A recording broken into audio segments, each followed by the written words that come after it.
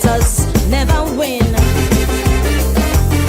And when you slip and you start to slide, with every breath that you have inside, don't give up. No, don't give up. You wanna reach where the air is rare. In your heart just sing, quitters never win. Oh yeah. Oh, oh.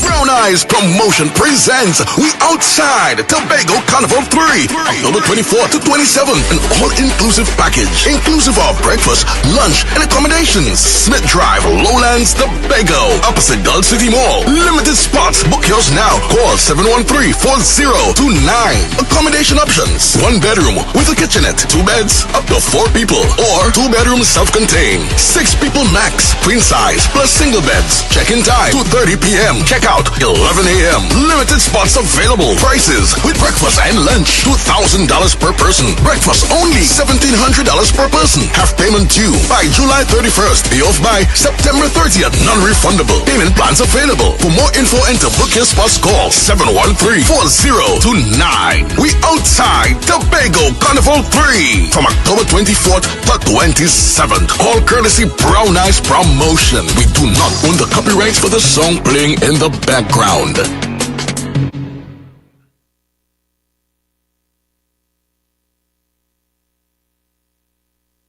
You give your hand to me and let me say hello, and now can hardly speak. My heart is beating so, and everyone can tell.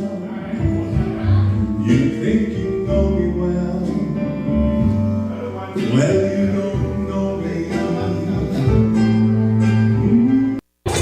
Hey guys, I am Nigel O'Connor, a singer for all seasons. I am that voice that moves you for every occasion. I am that voice that celebrates life moments one note at a time. I am Nigel O'Connor. You can contact me at 783-0054 or 754-3154. And oh yes, that's me singing in the background. Nowadays I'm not speaking so.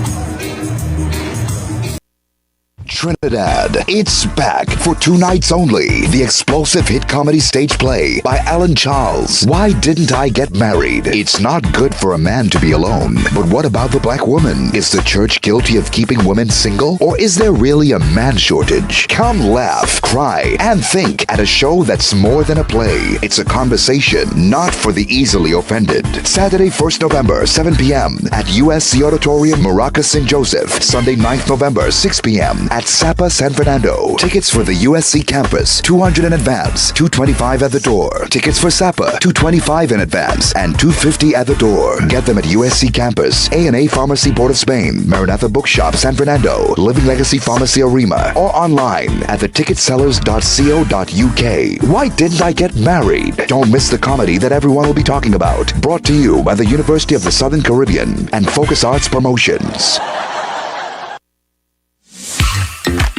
I recall more than 3 decades ago, a senior telecommunications manager, let's call him Michael. And Michael was assigned to the task of presenting the government's position at a regional conference. Michael struggled and visibly trembled, especially since he presented after the retired North American ambassador, who had the audience in stitches, laughing up every word. I'm Dr. Madonna Dodd. And I made a silent vow then to help people like Michael, who are technically competent, but who struggle and succumb to fear when speaking in public. Now, as a communications architect, I partner with organizations and individual leaders to transform their leadership presence, including the way they express themselves. So, if your goal is to amplify your authentic voice, influence others, and lead with confidence, join me from October 28th to November 11th for our Communicate with Confidence online course. To all the Michaels, it's possible to overcome fear, step fully into your role, and lead with confidence.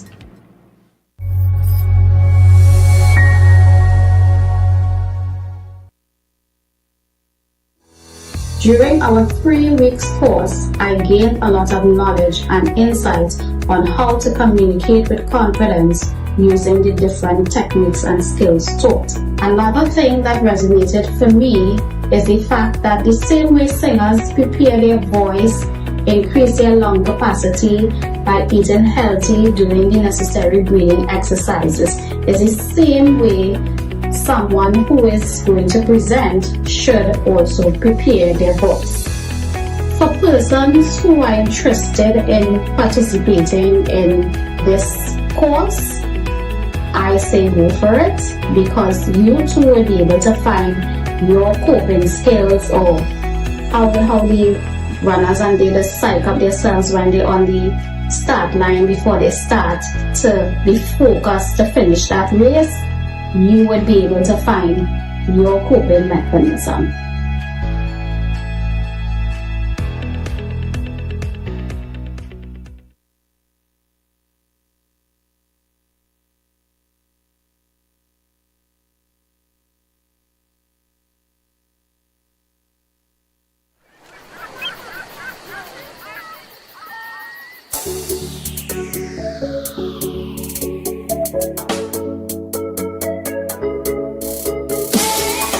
Na na na na na na na na.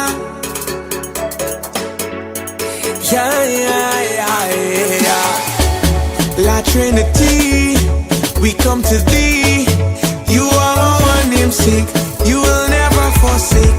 You said if we as your people turn from our ways, then you will heal. Forgive our sins.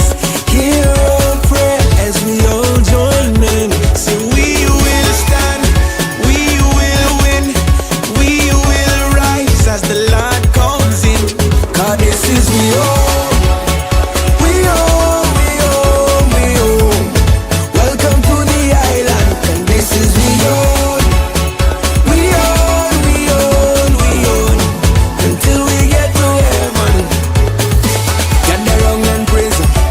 Every creed and race, everyone, we go dance like David. Lift your hand in praise to the Son. How can you not praise Him after all the things that He's done in this blessed nation? This is our blessed nation. Red, black, and white. Now is the time to fight for our nation. Yeah, yeah. Lift up your eyes, let hope arise. We believe that God will heal our land, forgive our sins, hear our prayer as we all join in.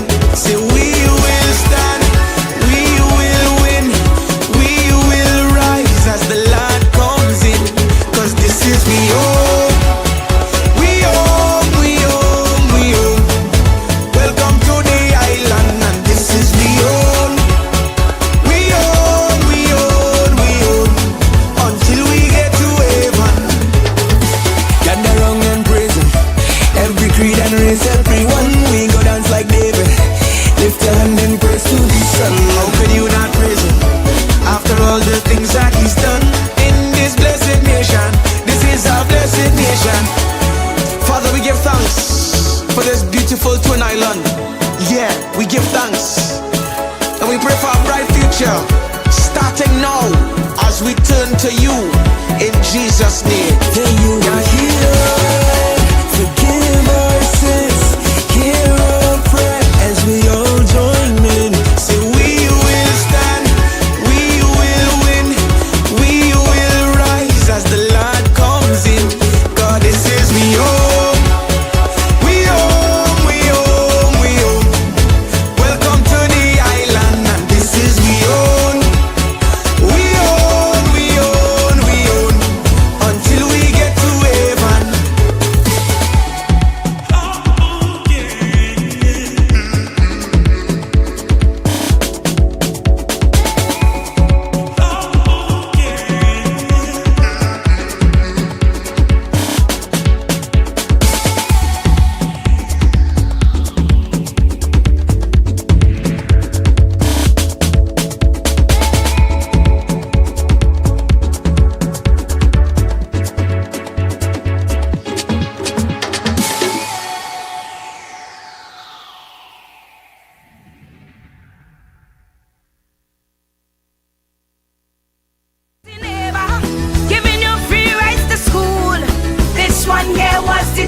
who saw the potential she had to fuel. This was the lunch lady when you didn't have kept your stomach calm. Tanty here was present, she need praying for you to pass every exam. So don't go condemning the village, don't watch me with no side eye. Cause for you to stand up there with your head held high, it takes a village, my child. Bambadoo, they get bambadoo, boy, bambadoo. We're not gonna let it slide. No, no, no, no. Have some respect for the tribe.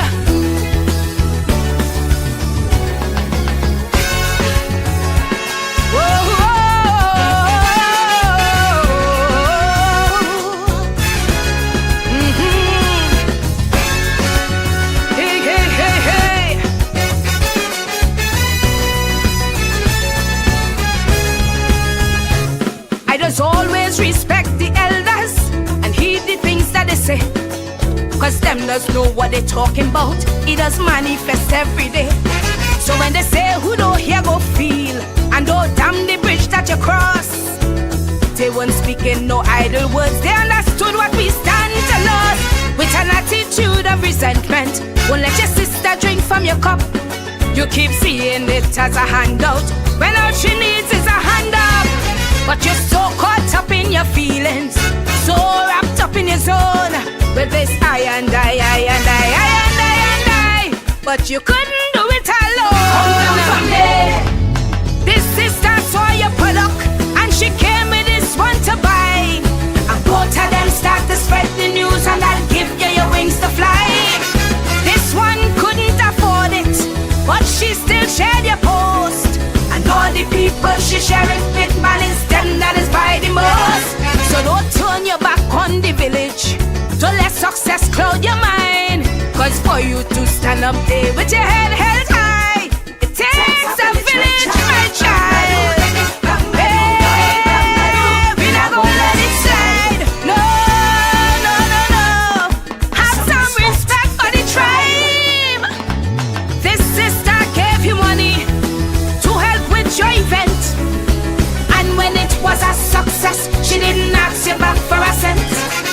This one does buy your tickets, even if she can't come. But when you're giving out complimentary, good Lord, she can't even get one. You'll burn the bridge to your village, your foundation you can't deny. Cause for you to stand up there with your head held high, it takes a village, my child. You gotta change your vibe. No, no, no, no. Show some gratitude for the tribe. Yeah.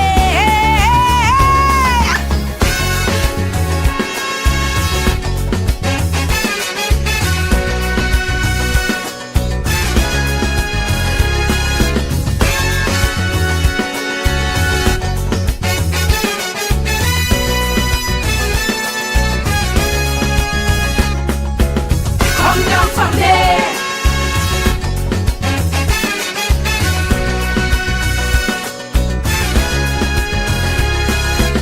Come down from there.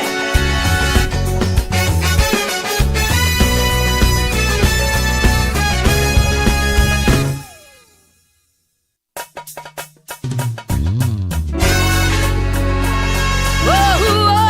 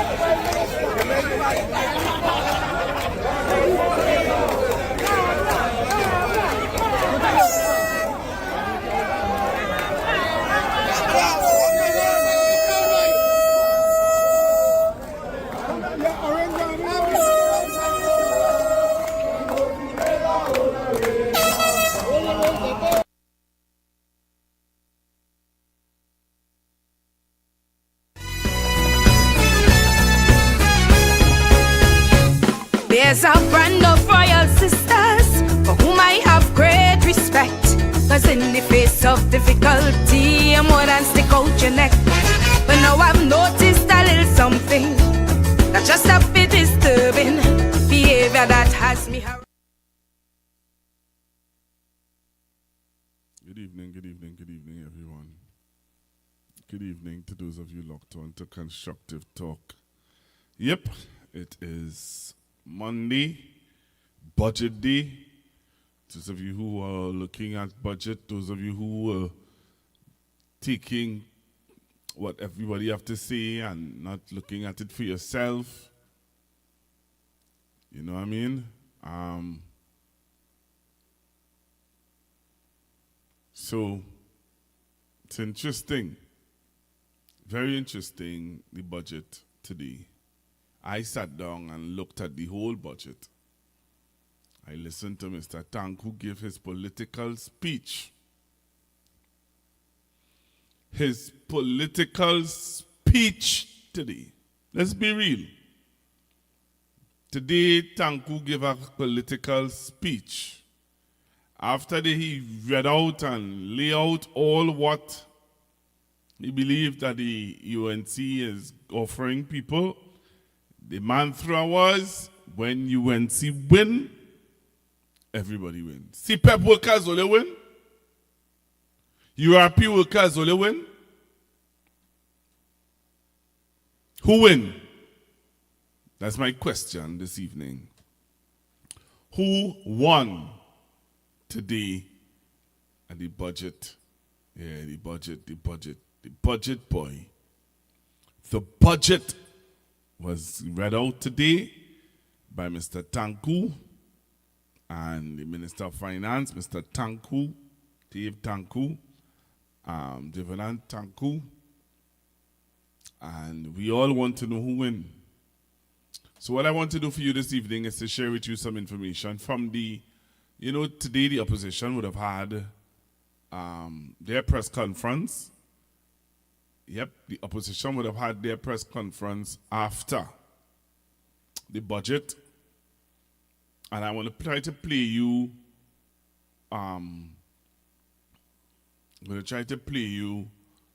most of what the opposition had to say. Right? Most of what the opposition had to say, I'm going to try to play for you tonight. Because, you have to be aware. And for me, some people are not aware. Some people prefer to listen to garbage, nonsense, old talk, small talk, nonsensical talk, just all how talk. Once it's talk, they want to listen to it. So this evening, what I would try to do is to share with you, again, as I said earlier on, some of the information that the opposition would have shared.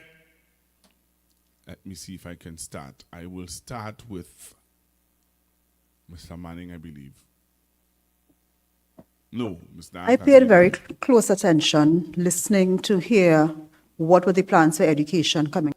All right, so I will start with Dr. Dolly, and I want you to listen to what she has to say.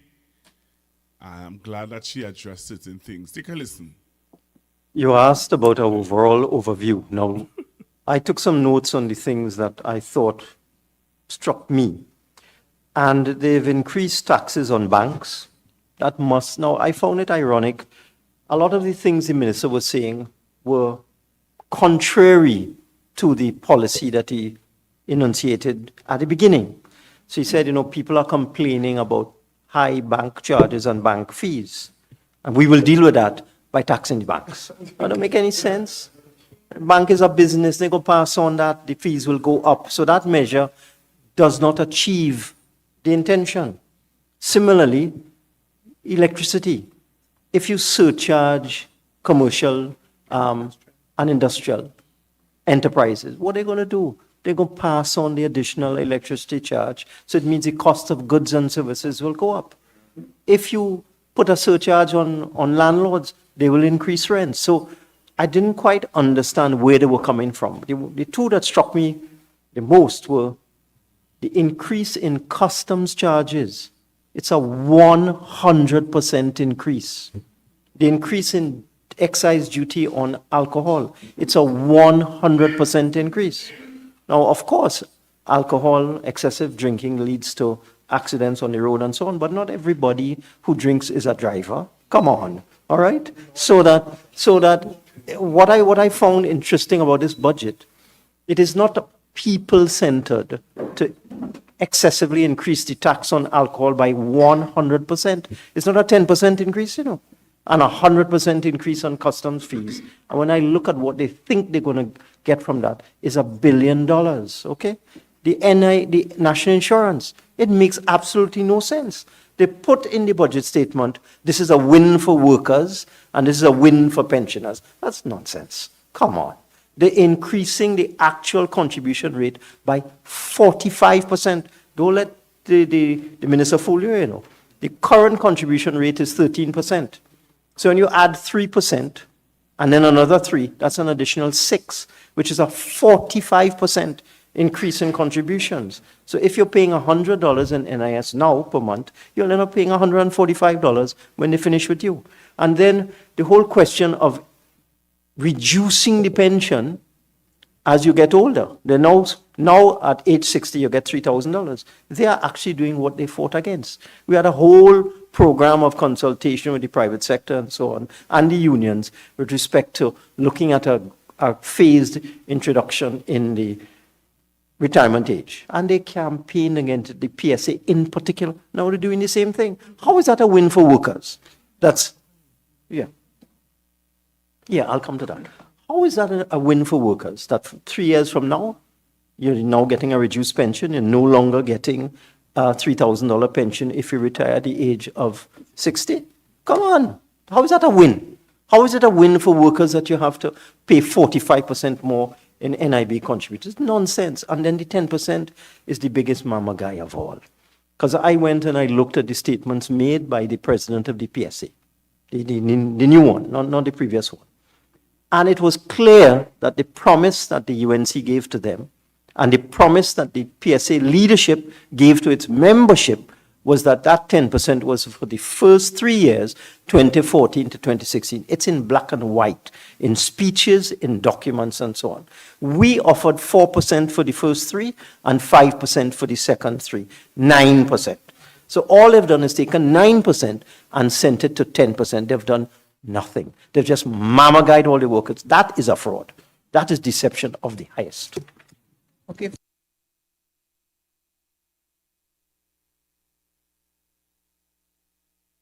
Just one final thing.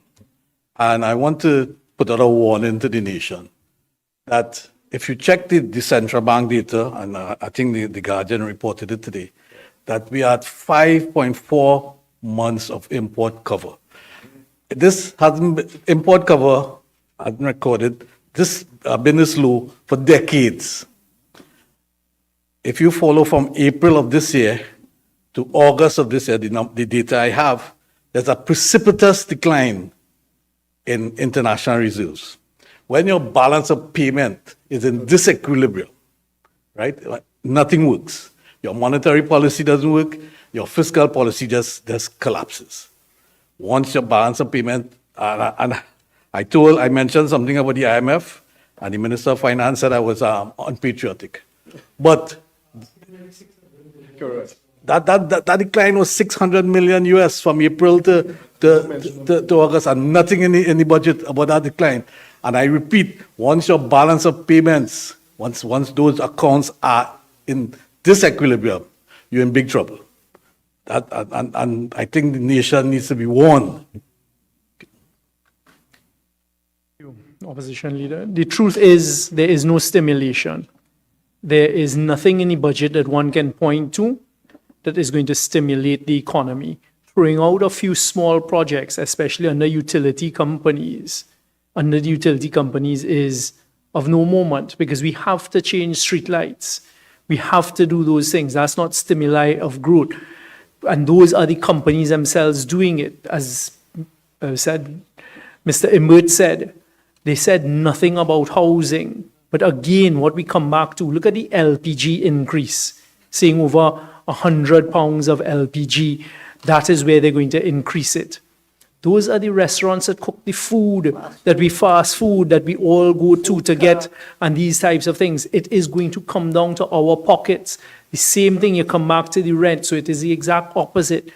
There is nothing there. And the few programs that they spoke about, those all sounded very familiar, maybe with different names, but you've seen a reduction. We had a whole Ministry of Youth Development and National Service that was well on its pathway. I invite you all, go down to Tucker Valley in Chaguaramas and see what has happened to the Shade House project there, that they were young people learning farming, operating there. All of those things shut down. I saw they were mentioning about some of the youth camps. All of those were ongoing projects. So there is nothing new. What you're actually seeing, if you do a side-by-side comparison, is a reduction.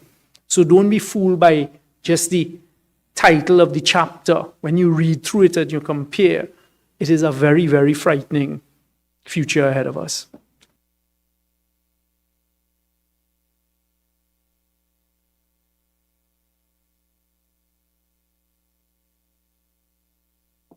You asked about our overall overview. Now, I took some notes on this. As we took in almost 3 or a little over 3 hour budget presentation, and I was quite disappointed that such an important and integral issue was not dealt with in terms of our social context and what we are doing for education in this country. Take note, very careful note, that I heard 18,000 laptops promised and delivered. I mean, obviously they have not been delivered. It was before September, then it was the end of September, and now it is just, they have been delivered. And everyone knows that they have not been. Again, fake and fraudulent. Desk thumping does not equate to implementation, nor deep thought about what we are doing with our children. And again, if we are saying that we have CPEP, URP, forestry are now gone, then what of the more than 40,000 estimated children that have been affected by this? And putting the police in schools, as we have seen, has not cured the issue. There's a problem that we need to address. And if a Minister of Finance can spend over 3 hours speaking and not mention in any quantifiable terms what is happening with education and the plans for education, it tells you very clearly that that is not high on the agenda.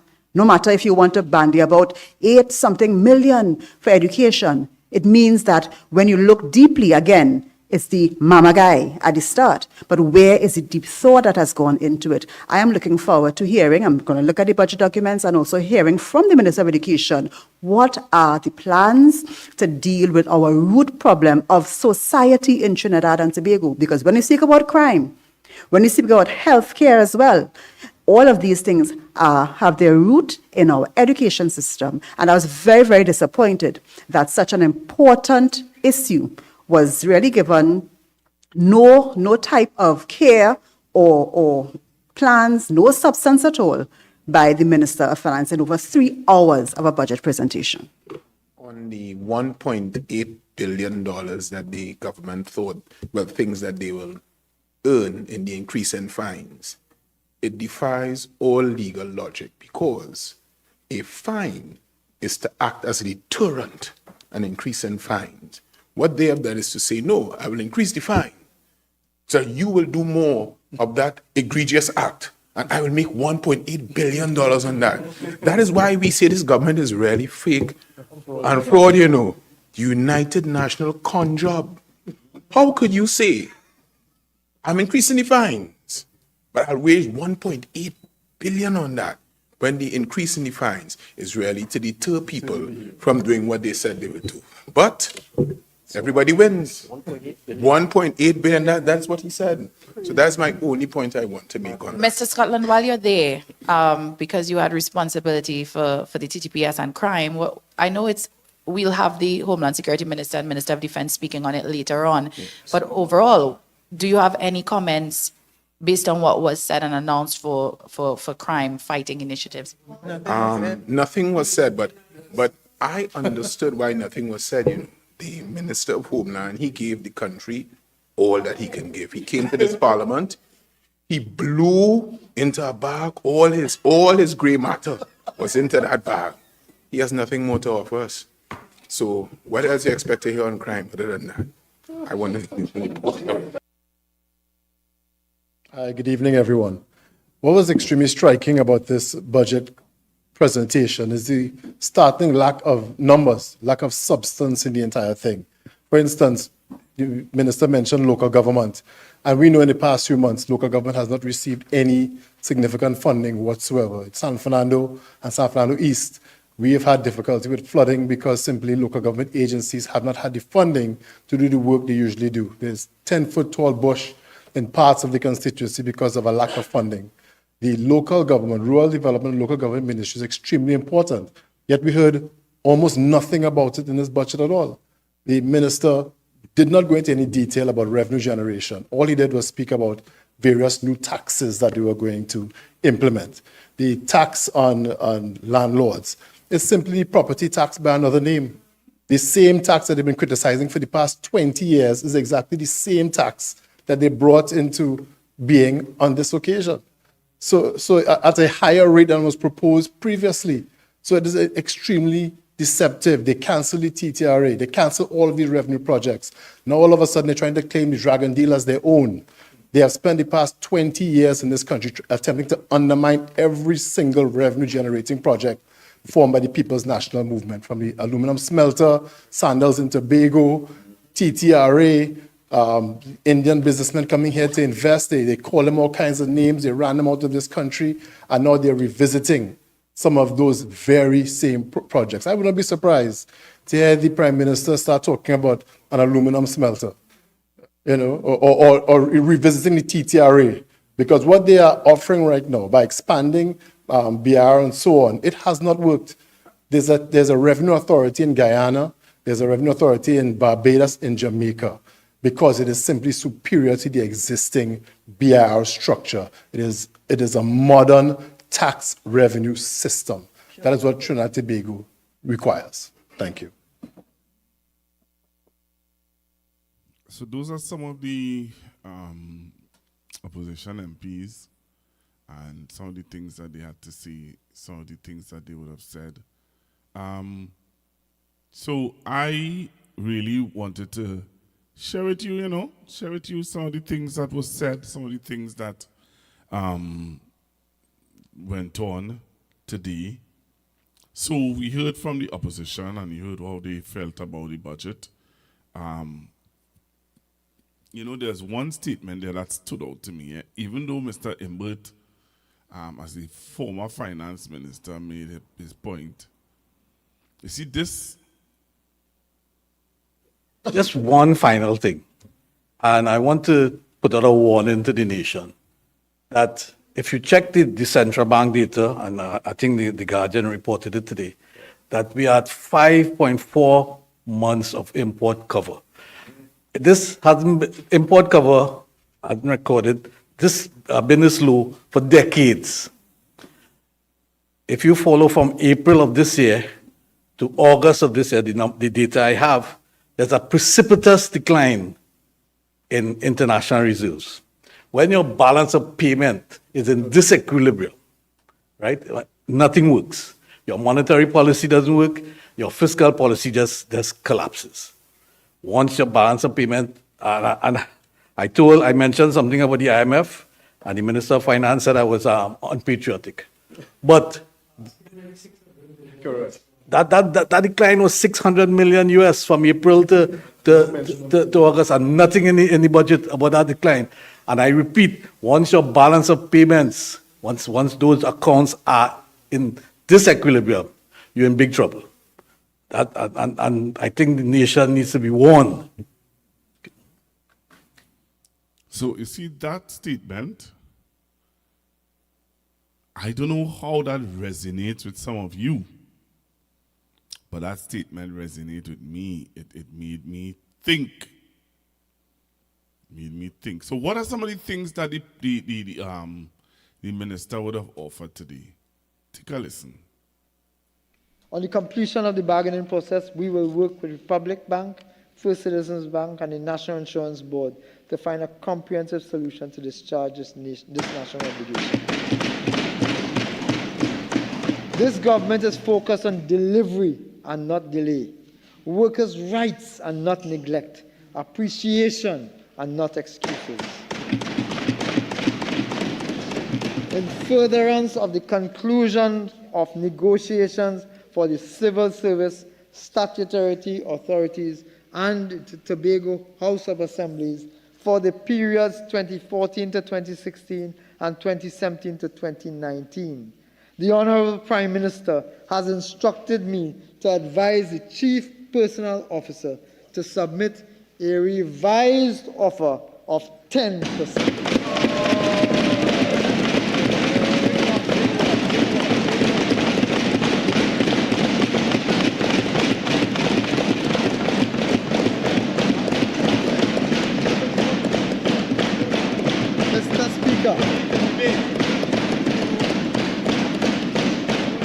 Mr. Speaker, promise made, promise kept. Because when the UNC wins, public servants win.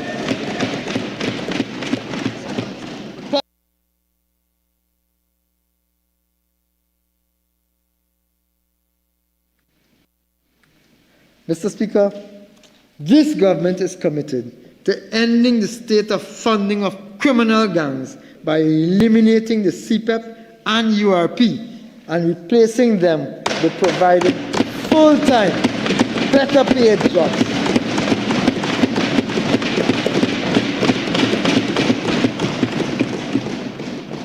To this end, I have established an employment fund in the Ministry of Finance with $475 million, which will be utilized with the $310 million in the unemployment fund for job creation. Our Honorable Prime Minister will provide greater detail on this very critical job creation exercise during her contribution in this meeting. The previous PNM government has been unfairly overcharging citizens for super gasoline.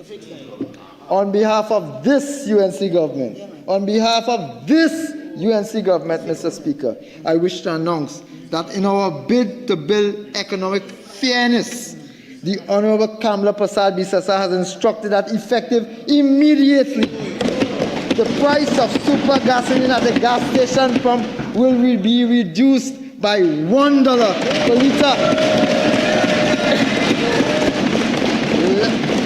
Lest it be lost on the minds of those opposite, the average fuel tank is about 50 liters. This means that every time you go to fill up your tank, you will be saving $50 thanks to this reduction.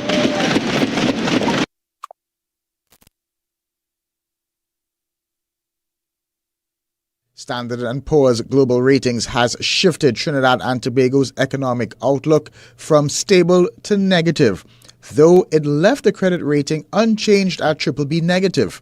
The agency cited falling oil and gas output, weak public finances, and rising debt as major risks. Energy accounts for almost 80% of exports and over a quarter of government revenue. S&P projects growth of only 1% in 2025 and 2026 and flagged a US $1 billion bond repayment in 2026 as a key pressure point. The move follows S&P's annual review meetings with Finance Minister Devindranath Tanku, central bank officials and senior policymakers in late July. S&P said it could lower the rating in the next 2 years if the government fails to rein in spending and diversify the economy. It pointed to the Heritage and Stabilization Fund act as a cushion, while strong energy exports should keep the external accounts in surplus.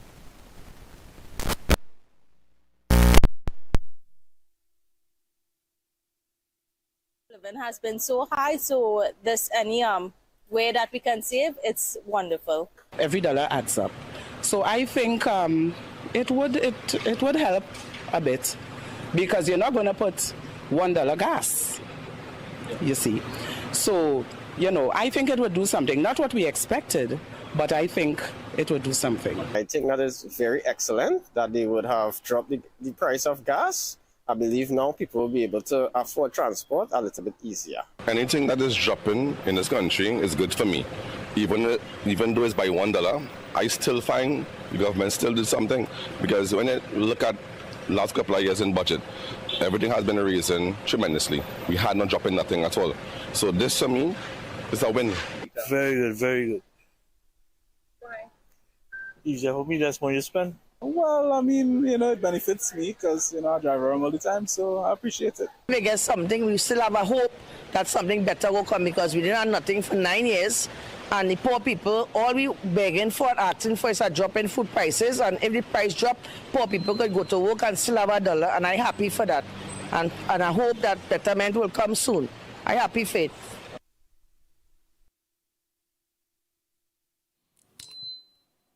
All right. So I'm back with you. Let's take some of your calls. Hello, good evening. Yes, sir. Good night. Good evening, sir. The last part you played about Mr. Senator Dan Paul's statement with the drop in the Heritage and Civilization Fund and the import cover. But add to what Mr. Imbut said in terms of the allocation to Tobago, right? And when you think about the shortfall of that would be $1 billion in terms of what they're not getting, that is also worrying. But watch this: the budget is pegged at a price of $70, right? And that for oil, and gas is $4. But what is the actual prices we see every night on the television? 60 something and $2, barely hitting $3 at some days.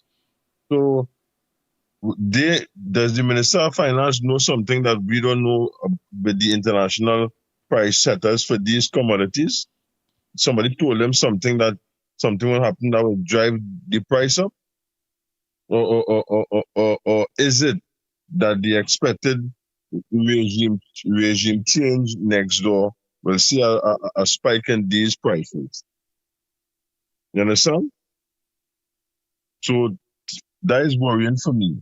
And the big kicker is I didn't know anything about the refinery, but I know that the ministers, when they make their contributions to the debate, will speak about the individual funding and so on in their ministries. So I suspect we may hear something about the refinery, but not hearing something about that today to me was very shocking. And when I also look at the fact that, this 0.25% levy on the banks and insurance companies, it will eventually trickle down to us, right? The consumer, right? And then I was surprised to hear that the laptops will be coming from a donation from India. I assume. No, that was said long time, man. Okay. Well, I missed that one. It was new for me in the budget today. I thought that so because it comes as a donation, we don't have to worry about procurement then. Put it in the budget? Right. So we're saying we don't have to worry about procurement procedures and tendering No, and because so on. a donation. Oh, I understand. So the upkeep and maintenance would be donated as well to the parts and so on. Well, the ones that they How were come giving you- out before, there wasn't any maintenance.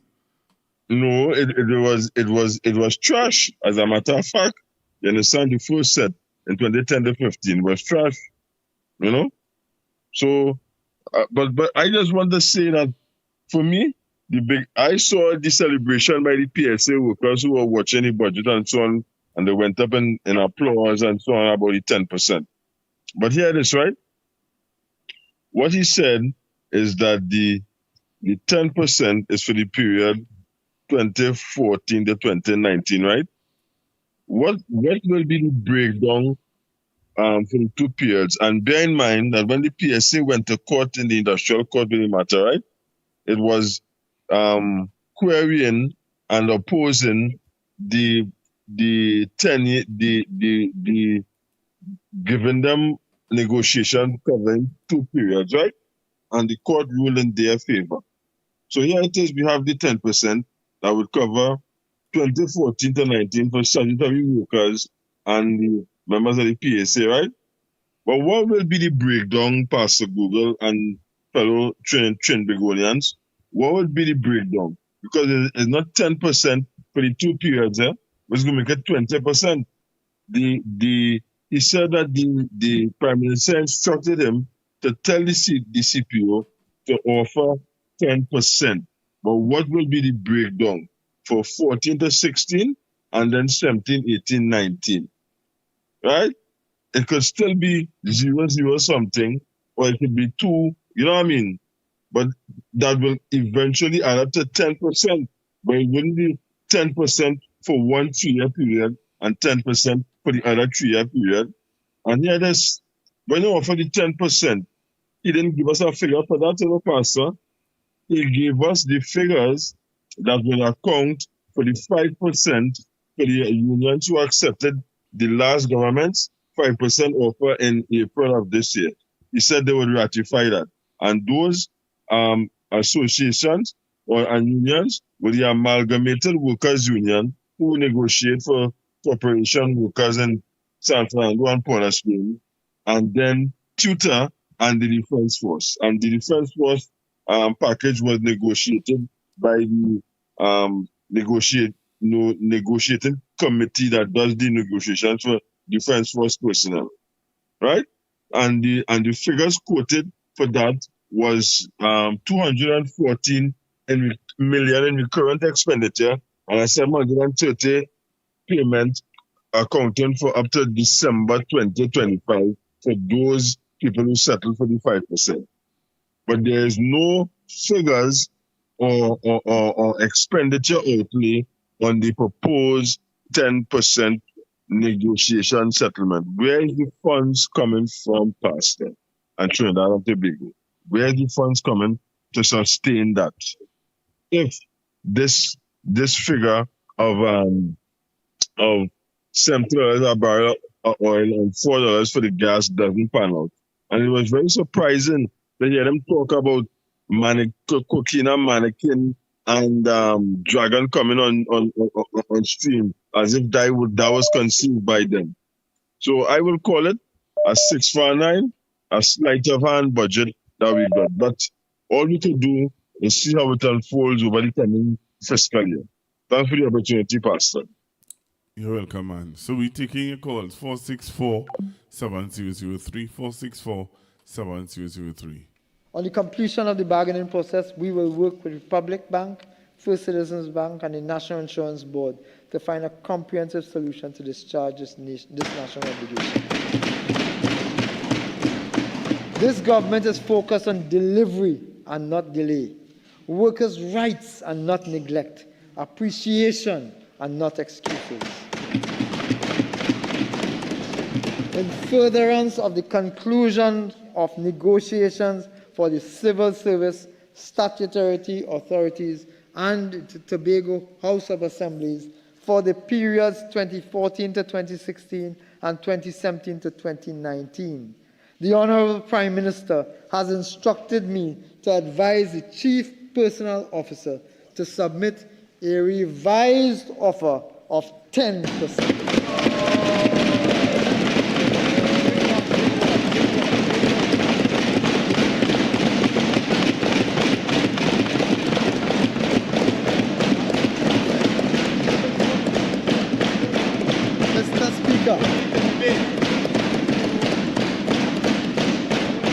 Mr. Speaker, promise made, Promise kept.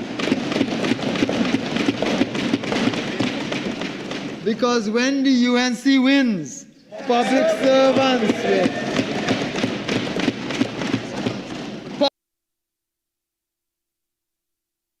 2014 to 2016 and 2017 to 2019. The Honorable Prime Minister has instructed me to advise the Chief Personnel Officer to submit a revised offer of 10.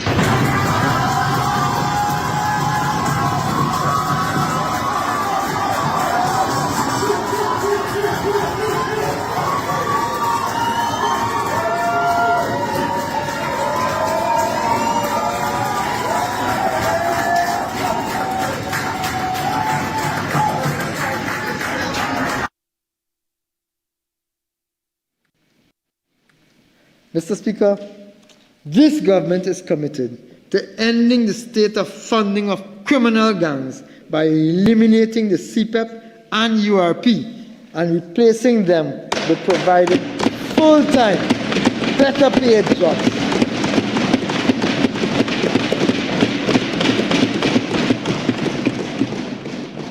To this end, I have established an employment fund in the Ministry of Finance with $475 million, which will be utilized with the $310 million in the unemployment fund for job creation.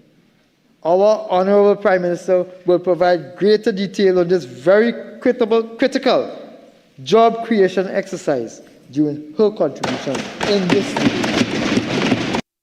Previous PNM government has been unfairly overcharging citizens for super gasoline. On behalf of this UNC government, Mr. Speaker, I wish to announce that in our bid to build economic fairness, the Honorable Kamla Prasad Bisasa has instructed that effective immediately, the price of super gasoline at the gas station pump will be reduced by $1 per liter. Lest it be lost on the minds of those opposite, the average fuel tank is about 50 liters. This means that every time you go to fill up your tank, you will be saving $50 thanks to this reduction. Yes, everybody, good night. Watch out this kind of shippiness here, right? Watch out this shippiness here. There's a gas station off our Omara Road. As soon as you swing off the highway, eastbound, and you swing onto Omara Road, the gas station right there at the beginning, right? Yeah, what I'm saying, right? I went by pump 2, I put 300 on pump 2. Effective immediately mean effective immediately. Why am I still paying $6.97 a liter for super gasoline? Because if they came and they raise it by $1 and it was $7.97 effective immediately, I am sure I would have to go in that gas station and pay $7.97 from a liter. They come and they drop it by $1. It's supposed to be $5.97. But here I am still paying $6.97. You understand? This is ridiculous. I had to stop my gas when it turn 100 and then go back for my change. This is ridiculous. All they could do way better than that, man. All they could do better than that. Because if they did raise it, I'm sure I wasn't going to see that $6.97 on this bill right now. I'd see $7.97. Effective immediately. Apparently, does only apply to when the figures raise and not when the figures drop.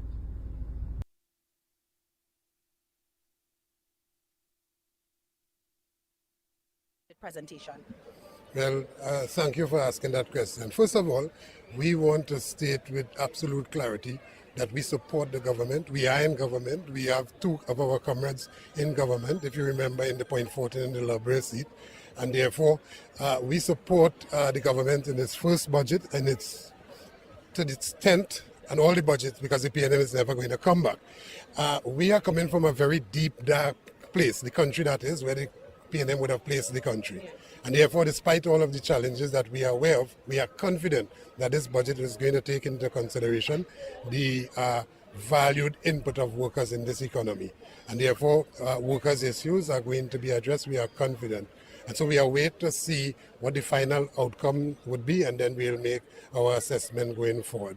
But let it be known that like no other time, this time like no other time, we are supportive of all of the initiatives because we have been making significant input into what will be read today. And in terms of carrying out all of the different strains to ensure that this country earns more, where everybody will benefit. Yeah? Do you think that the government will be able to provide the unions with the 10% that it promised? And if it does not, are you going to be disappointed? Well, no, we hold no such view. We know for a fact that the country is in a bit of a crisis. They met it that way, that the PNM would have plunged. The PNM knew two things: to tax people and send them home, tax them and send them home over and over, and attack trade unions and workers. And that has not been the case here. In fact, we would have contributed to the workers' agenda. And a lot of changes will be made to the law as it relates to how do you treat workers, how do you remunerate workers. As to the promises that the government would have made on the campaign trail, we are confident that those promises, all of them will be kept. The timing of it, we cannot say now because of the challenges. But I want to make bold to say that everybody will win. Let's have patience, and everybody will win. The workers will win. The government is now looking to explore the Dragon Gas deal. They got a 6-month OFAC license from the United States. Now, the trade union movement has been in support of non-intervention as it pertains to Venezuela. Where do you guys stand now? Because you've been particularly mum on this issue. On what issue precise? With regards to the United States sending troops into the Caribbean Sea and talks about a possible invasion, where does the union stand? Yeah, well, we are for region of peace. We always maintain that, and we have seen nothing to the contrary thus far. However, we are happy for any initiative that would bring the country revenue at this point in time. And that is not the only initiative. There are multiple initiatives which you'll hear in the budget that will bring revenue to this country. So do you support the Prime Minister having talks directly with Nicolas Maduro as President of Venezuela? Whatever it takes. I don't know that has been first on the agenda, but whatever it takes, we support the Prime Minister and this government to ensure that the country benefits from the type of governance we have never seen, but which we will get now. Yeah? Okay, thank you. All right, so taking your calls, 464-7003, 464-7003, 464-7003. That is the number you can call in and tell me what is your view. Hello, good evening. Hello, good evening. Good evening, Pastor. I the same man who was dragging the mannequin. Yeah, that's the same man who was dragging the mannequin. And I the best prime minister ever won. But I didn't. Let me move on. You know, I listened today. You know, one of the things that the gentleman outlined is that, you know, you had to pay the meter in water just tonight. You said that? Go back and listen again. I didn't pick up on that. I did not pick up on that. I knew that he talked about I heard him talk about the rental, the people who renting houses, buildings. You have to pay rental tax. And the man said the junior minister just a while ago with Mr. Manning saying no, that is not no rental tax. That is not no property tax. I never say property tax, I say rental tax. I know, well, Mr. Manning said it is like you're calling it property tax, something of that nature. He said, no, it is neither that, because this is a tax on your income from the property.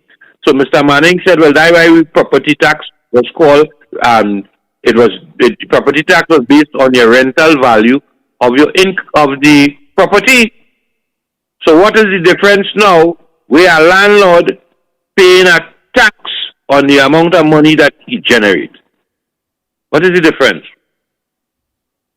So at the end of the day, because I was telling you, if you implement the property tax, that the cost of that cost is going to be passed on to the tenant. So now that the landlord, Pastor Google, you have an apartment, you got 4 apartments at $2,500 a month, that generates 10,000. I wonder you did tell us what is the amount?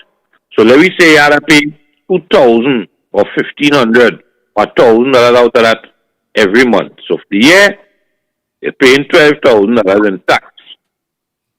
Who is the landlord passing that on to? And he telling me that the junior finance minister trying to tell me just now that would make the thing more what? Competitive. Right? And I say, well, I had to be living in a dream world, no, Pastor Google. I had one more point, besides that, when you come and hit me again, hit me one more thing, the rental value, this rent, oh, no VAT on salt. When I hear the man read the budget, he say, I'm going on thing, no VAT on salt, Pastor Google, but you ain't paying no VAT on vegetables in. How much people is actually go to a supermarket to purchase vegetables to pay VAT? How many people actually go to die while we have a thing called the market? So I think how much people are really affected? 1% off a gasoline pass. $1. Oh, you know what? Shocked me the most, Pastor Google. Importation of containers. If you used to pay $100 to import a container, the cost has now gone up to $200. He said, the junior minister just trying to explain to me what's going on.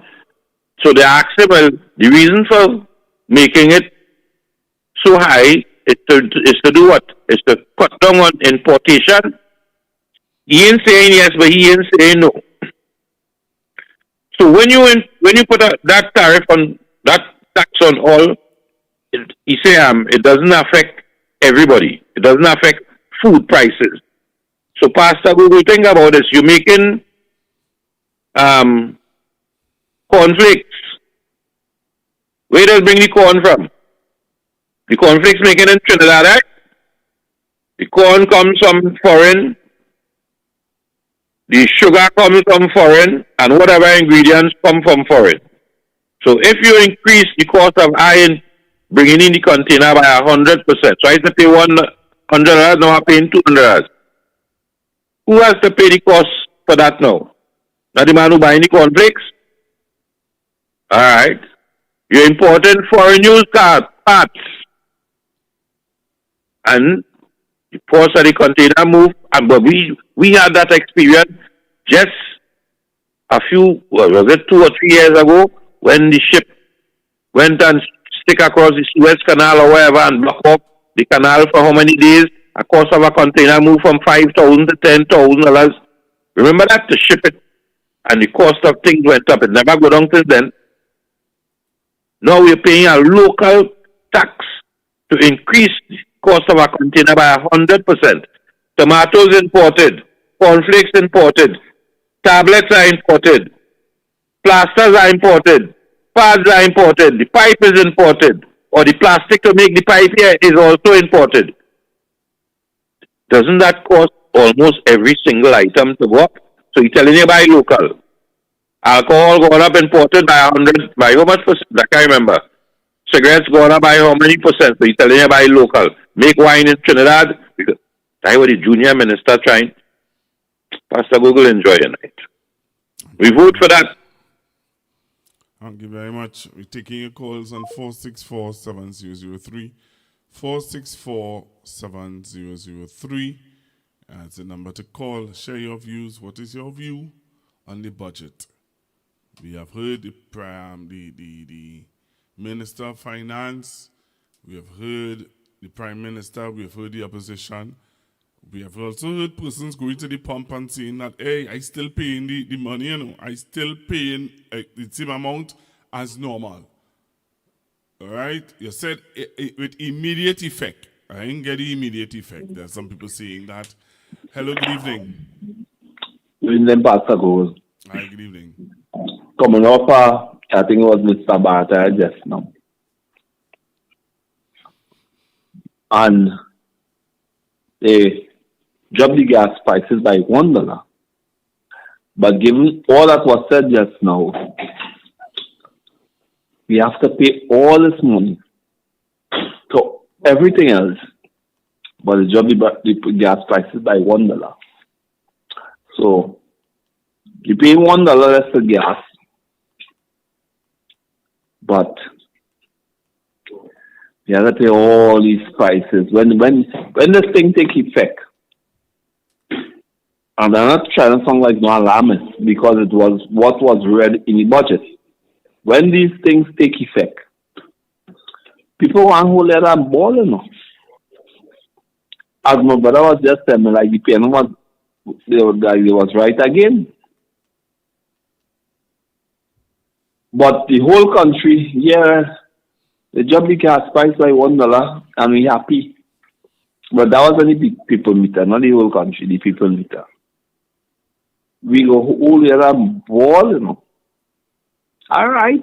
People playing we go learn economics by force, you know. People go understand budget by force, you know. When these people come and talk about again goodies and Rosia and them talking a crap, people, it have things that they're not telling you. Everything that these companies that they intend to impose the tax on, you think these companies paying that tax? They pass it on to us. Cool up KFC. When the £100 cylinder gas, these people pay more for the gas. They pass it on to us. The poor man will never get away. They pass it on to us. So was it really a budget? We all win. Who winning? And just now they go and meter houses, they say. So you wouldn't be paying WASA. Any estimated bill you will be paying by the meter. Boy, Pastor Google, I'll call you back. Boy, we better wake up in this place, see?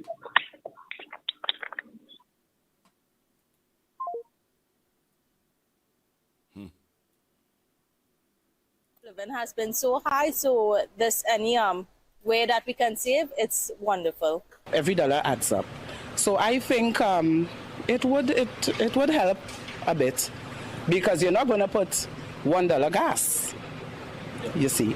So, you know, I think it would do something. Not what we expected, but I think it would do something. I think that is very excellent that they would have dropped the price of gas. I believe now people will be able to afford transport a little bit easier. Anything that is dropping in this country is good for me.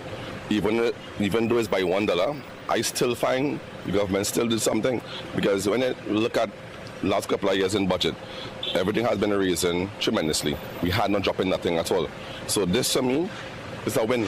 Very good, very good. Why?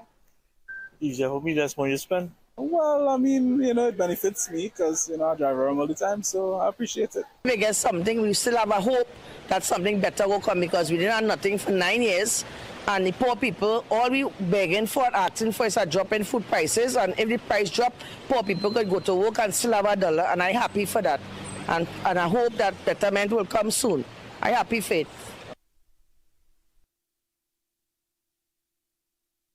Just one final thing.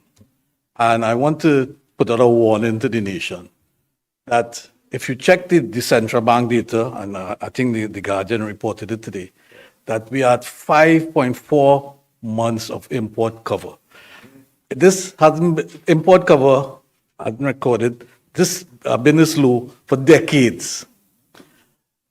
If you follow from April of this year to August of this year, the data I have, there's a precipitous decline in international reserves. When your balance of payment is in disequilibrium, right, nothing works. Your monetary policy doesn't work, your fiscal policy just collapses. Once your balance of payment, and I mentioned something about the IMF, and the Minister of Finance said I was unpatriotic. But that decline was $600 million US from April to to August, and nothing in the budget about that decline. And I repeat, once your balance of payments, once those accounts are in disequilibrium, you're in big trouble. And I think the nation needs to be warned.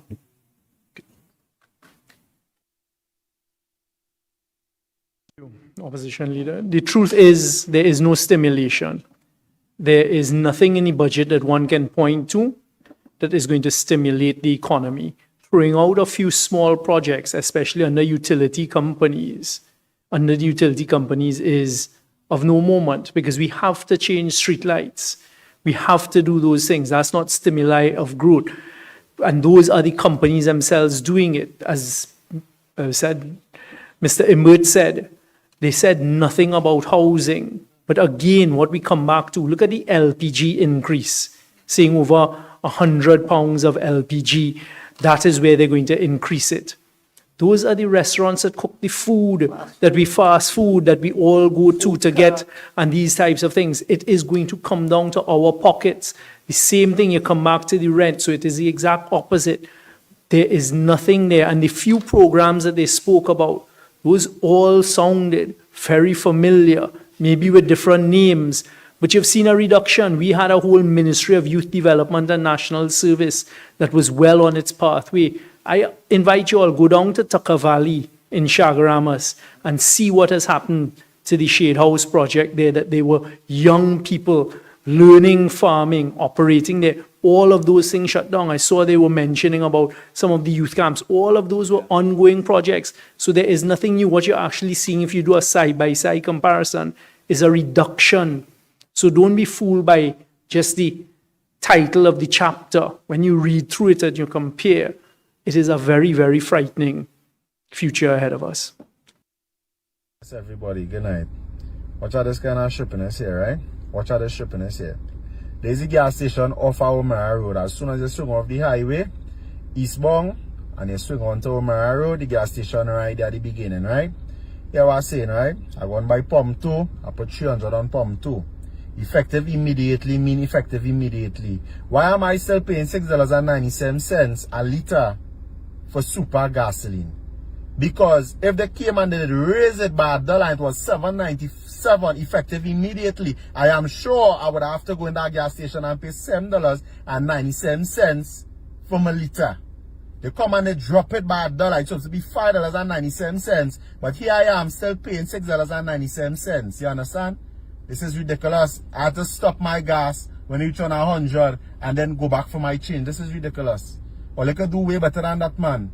Or they could do better than that, because if they did raise it, I'm sure I wasn't going and see that $6.97 on this bill right now. And I see $7.97. Effective immediately, apparently does only apply to when the figures raise and not when the figures drop. That I thought struck me.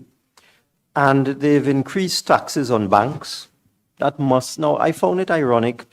A lot of the things the minister was saying were contrary to the policy that he enunciated at the beginning. So he said, people are complaining about high bank charges and bank fees, and we will deal with that by taxing the banks. That don't make any sense.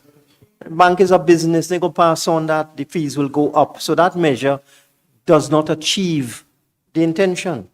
Similarly, electricity. If you surcharge commercial and industrial enterprises, what are they going to do? They're going to pass on the additional electricity charge. So it means the cost of goods and services will go up. If you put a surcharge on landlords, they will increase rent. So I didn't quite understand where they were coming from. The two that struck me the most were the increase in customs charges. It's a 100% increase. The increase in excise duty on alcohol, it's a 100% increase. Now, of course, alcohol, excessive drinking leads to accidents on the road and so on, but not everybody who drinks is a driver. Come on, all right? So that what I found interesting about this budget, it is not people-centered to excessively increase the tax on alcohol by 100%. It's not a 10% increase, and 100% increase on customs fees. And when I look at what they think they're going to get from that, is $1 billion, okay? The national insurance, it makes absolutely no sense. They put in the budget statement, this is a win for workers and this is a win for pensioners. That's nonsense. Come on. They're increasing the actual contribution rate by 45%. Don't let the minister fool you, you know. The current contribution rate is 13%. So when you add 3% and then another 3, that's an additional 6, which is a 45% increase in contributions. So if you're paying $100 in NIS now per month, you'll end up paying $145 when they finish with you. And then the whole question of reducing the pension as you get older. They're now at age 60, you get $3,000. They are actually doing what they fought against. We had a whole program of consultation with the private sector and so on, and the unions with respect to looking at a phased introduction in the retirement age. And they campaigned against the PSA in particular. Now they're doing the same thing. How is that a win for workers? Yeah, I'll come to that. How is that a win for workers? That 3 years from now, you're now getting a reduced pension. You're no longer getting a $3,000 pension if you retire at the age of 60. Come on. How is that a win? How is it a win for workers that you have to pay 45% more in NIB contributors? Nonsense. And then the 10% is the biggest mama guy of all. Because I went and I looked at the statements made by the president of the PSA, the new one, not the previous one.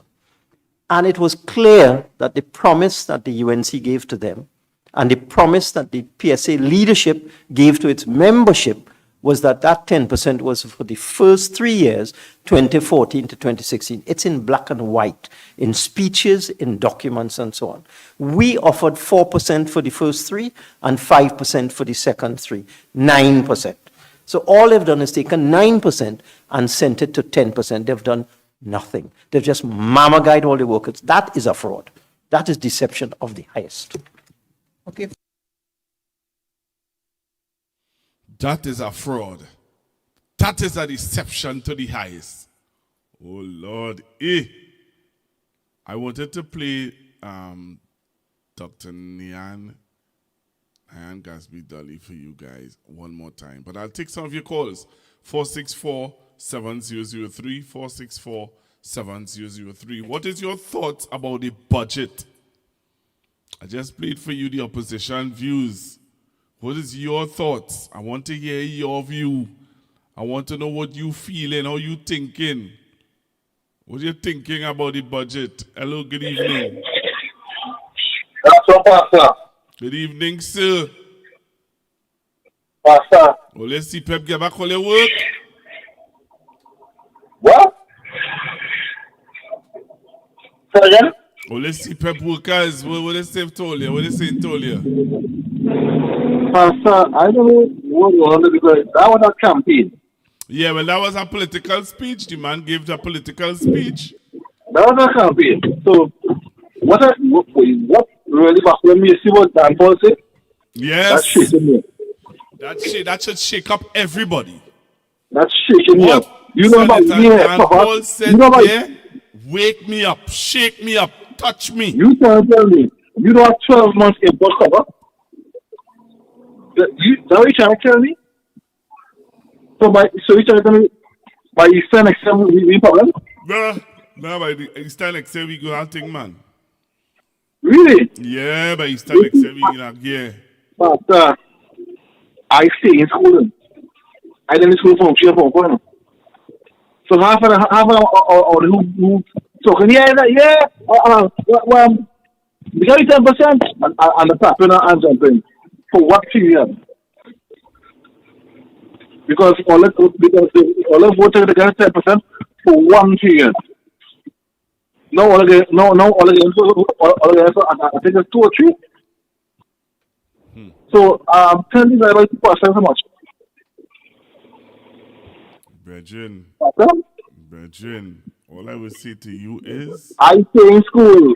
10 divided by 2 is 5. I stay in school. I don't leave school early. I stay in school. 10 divided by 2 is 5. Last time I checked. So what you trying to say? You trying to say? Yeah? You trying to What I say? see? As I see the size, I talk about the size again. Send the Bible to the side. Oh my God! Don't say that. They wouldn't like you. That should not say. That should not say long time. So me, but I see part I saw it shoot. I want to shoot people go like it. The last I checked, send the Bible to the side. Anyhow, that being said, what I have an issue. You telling me you don't have 12 months of import covered? That what you tell me? And who tell Tanku oil going to sell oil and gas going to sell at that price? We know that we know. Who tell Tanku what? Gas and oil is going to sell at that price. Well, I watching I don't know, you know. I don't know. Well, some walk on big somewhere. Yeah. In the movie. But no, right by we here. So that what you put on? Yes. That you back on? Yes. You back after the water down across the pond from us here, and you open that release gas and oil so the more fun you reckless for it. Well, yeah, the people let them celebrate that. No. See, Pastor, I stay in school. I didn't school for I stay in school. When people talking, I sit down and listen. I know I can tell you when they're talking. Really school function for you. Well, yeah, what, Miss Bissessa made a statement and I want to play. So let me take our next caller here. Yeah. All right, we will take our next call and we will get me gears. All right, so we're taking your calls on 464-7003. 464. All right, hello, good evening. Grace and peace to you, Pastor. Same to you. Thanks for calling, Apostle. How are you? I good.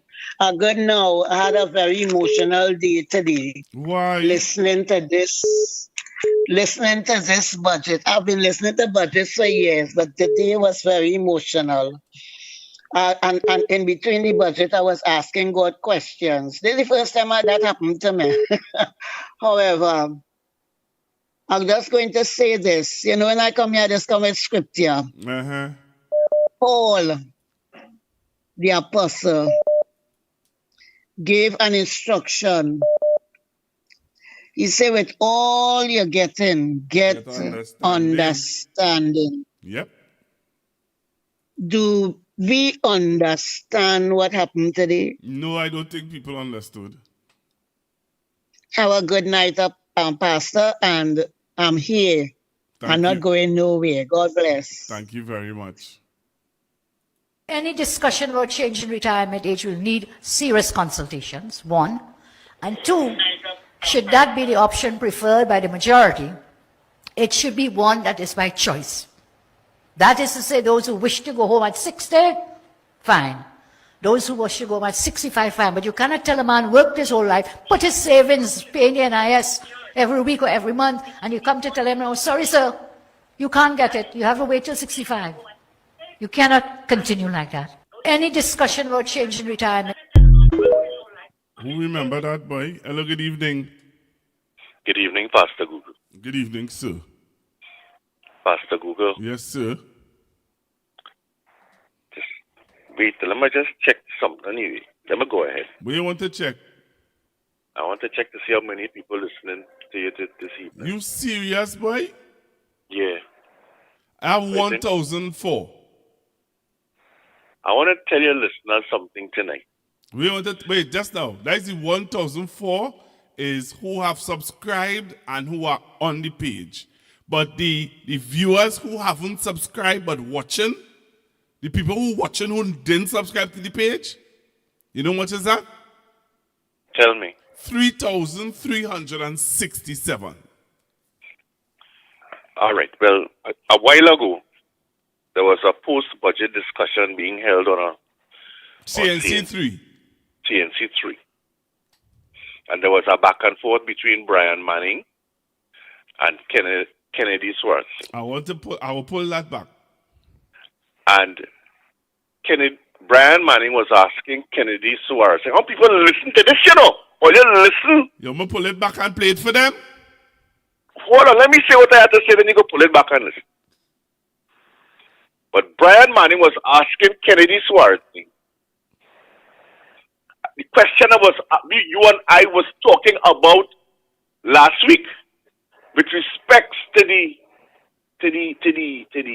foreign reserves that was reduced by $600 million US. You remember that? We talked about that last week? Yeah. Right. Kennedy Swartz saying retorted when the UNC left in 2015, it had 12 months of cover. And where the 5 million gone? So Brian Manning see, okay, I'm trying to answer a question with a question. Only there 6 months and $600 million. What was it used for? Up to now, as I speak to you, there was a retort back and forth, but up to now, Kennedy Swartz has not answered the question. But what Brian should have told him, and I know in the heat of the moment you may have forgotten, but for the last 10 years, when the PNM was in office, oil prices went down to less than $1. And there was COVID and everybody got paid. Right? So I would have answered Kennedy Swartz when he was asking about monies that was used during the last 10 years under the PNM. But in 6 months, you have done nothing to show for that $600 million US. But right now, we have 5 months of cover.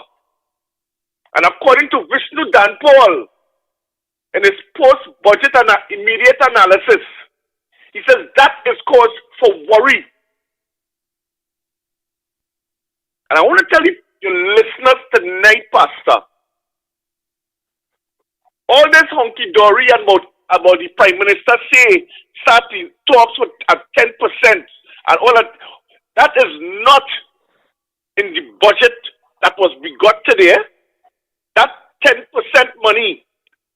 Because if it is you are telling me that your expenditure for the fiscal 2026 is $59 billion, and it was $59 billion for 2025 under the PNM, and that your deficit is only $3.9 billion, well then my sums, I really was never good at maths in school. I don't know how the hell I pass it.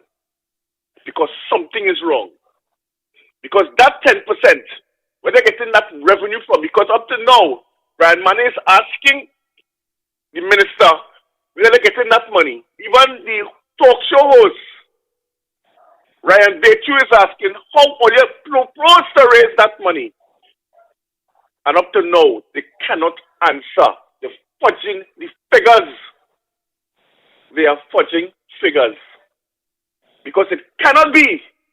You are telling all the public servants, and on top of that, according to what Felicia Thomas said, the 10% that was promised to the PSA public officers was for between 2014 and 2016, according to Ember. But what did the minister say, though? The minister is not saying that. What did he say? He's saying the 10% is to cover 2014 to 2016 and 2017 to 2019. Let me play it and listen to him. Let me listen to him. You ready? Go ahead. Let me listen to the minister. Listen to the minister, Trinidad and Tobago, what he had to say. Mr. Speaker, this government is committed to ending the state of funding of criminal gangs by eliminating the CPAP. Wrong clip.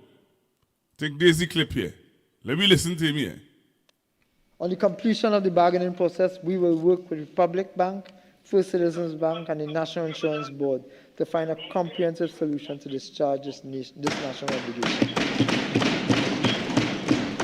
This government is focused on delivery and not delay, workers' rights and not neglect, appreciation and not excuses. in furtherance of the conclusion of negotiations for the Civil Service Statutory Authorities and the Tobago House of Assemblies for the periods 2014 to 2016 and 2017 to 2019. 2014 to 2015. Now we say? Hello? Hello? 2014 to 2016. Right. Let me hear him again. We say 2014 to 2015? 2016. 16. Listen to him again. For the Civil Service Statutory Authorities and the Tobago House of Assemblies for the periods 2014 to 2016 and right, 2014 to 2016. Right? Yes. But ain't Felicia them quarreling for 2013? Right. But all right, let me listen to him. 2017 to 2019. 2017 to 2019. Right. The Honorable Prime Minister has instructed me to advise the Chief Personnel Officer to submit a revised offer of 10%. All right, so I don't want to hear he dramatized it. He dramatized after that. After that, he started to talk about when you went when everybody. So we have to say, I'm going to get Mr. A union man on the line. Let me see if I can get a union man on the line. Well, go ahead. But the point is, right? I want to ask a very simple question. I want to move away from the years. I want to know if this money has been budgeted for in this budget. I want to know if this payment to the public officers has been budgeted for in the out of the $59 billion. That's what I want to know. He has not said so. That's all I'm asking. I don't want to go into the semantics, because that's an argument for down the road. But my point is, if it is, you are saying that the Prime Minister has instructed you to tell the CPO to begin the negotiations at 10%. At 10%. Have you budgeted for that increase in recurrent expenditure, additional recurrent expenditure? And have you also budgeted for the back pay that's to come? That is what we need to know. Have you budgeted for that? And when is the negotiations are going to start? Because it can't go further. If you're saying that the Honorable Prime Minister has instructed you to instruct the CPO to begin at 10%, if you go past 12%, you go to what, 13, 14? Tell us. Because every time it goes up by a percentage point, it's millions and millions of dollars you're talking about. It's not two people you're talking about. And on top of that, you're talking about hirings, the new hirings in the public service, from with border inland revenue and making contractors permanent, and who have just sent home just the other day. So what contractors are going to make permanent? And how have you budgeted for all these new employees that you say? Talking about bringing real people. Have you budgeted for all of these new people? That's what telling you figures are fudgy.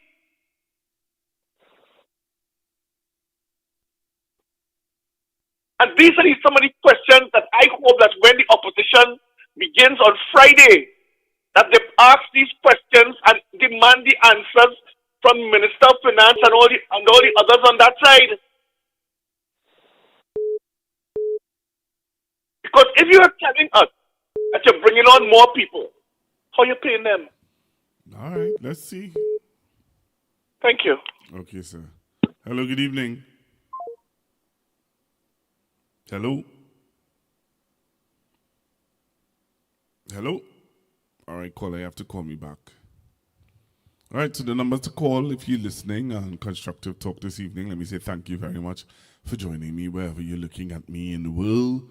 We say thank you. We are discussing the budget, Trinidad and Tobago budget. It was presented today in our parliament by the Minister of Finance, Mr. Devanan Tanku.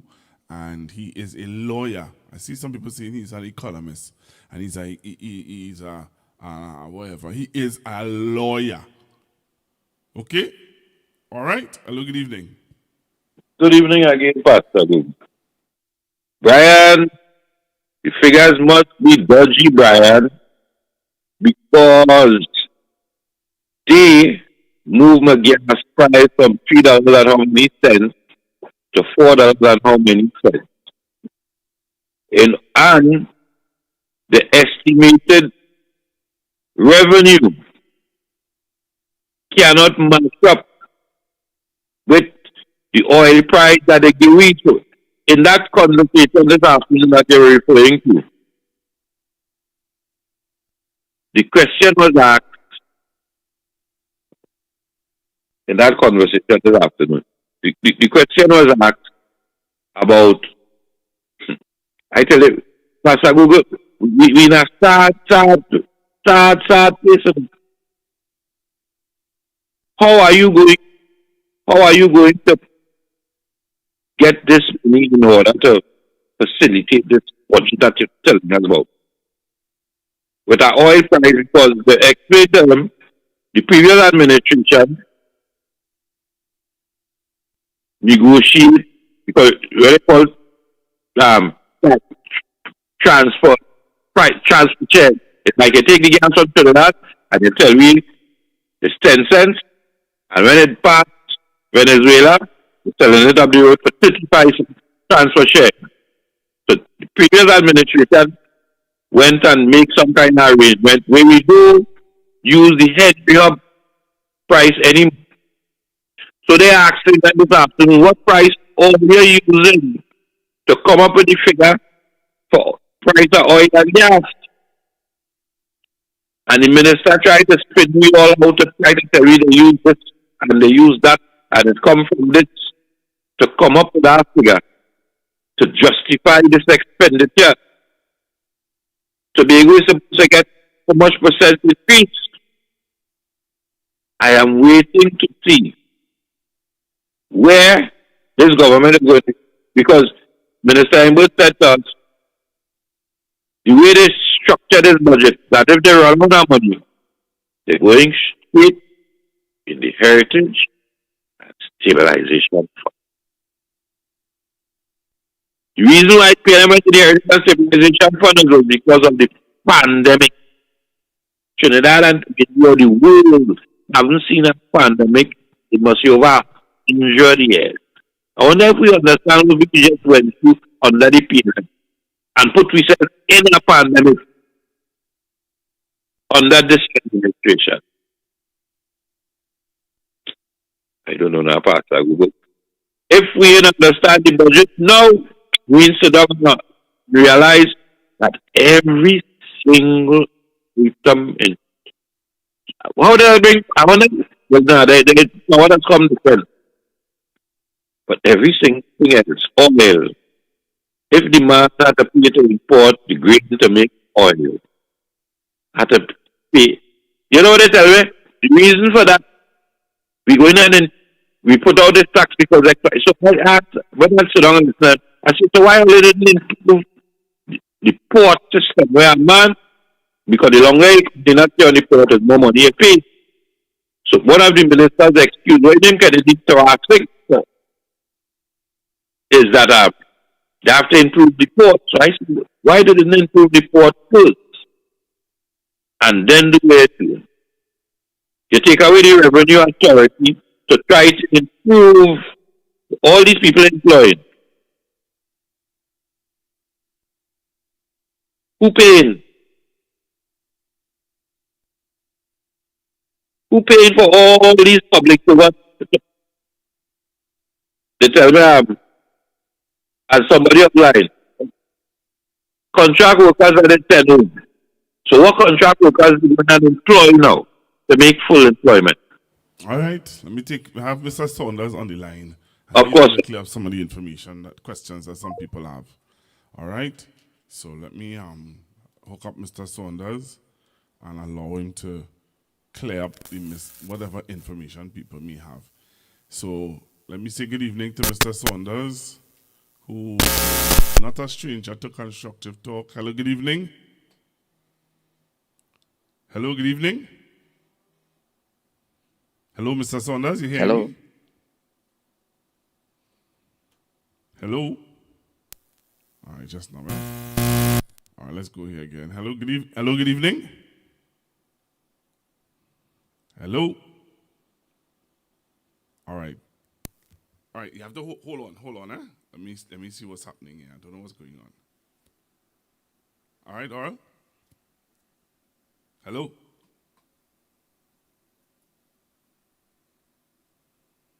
Hello?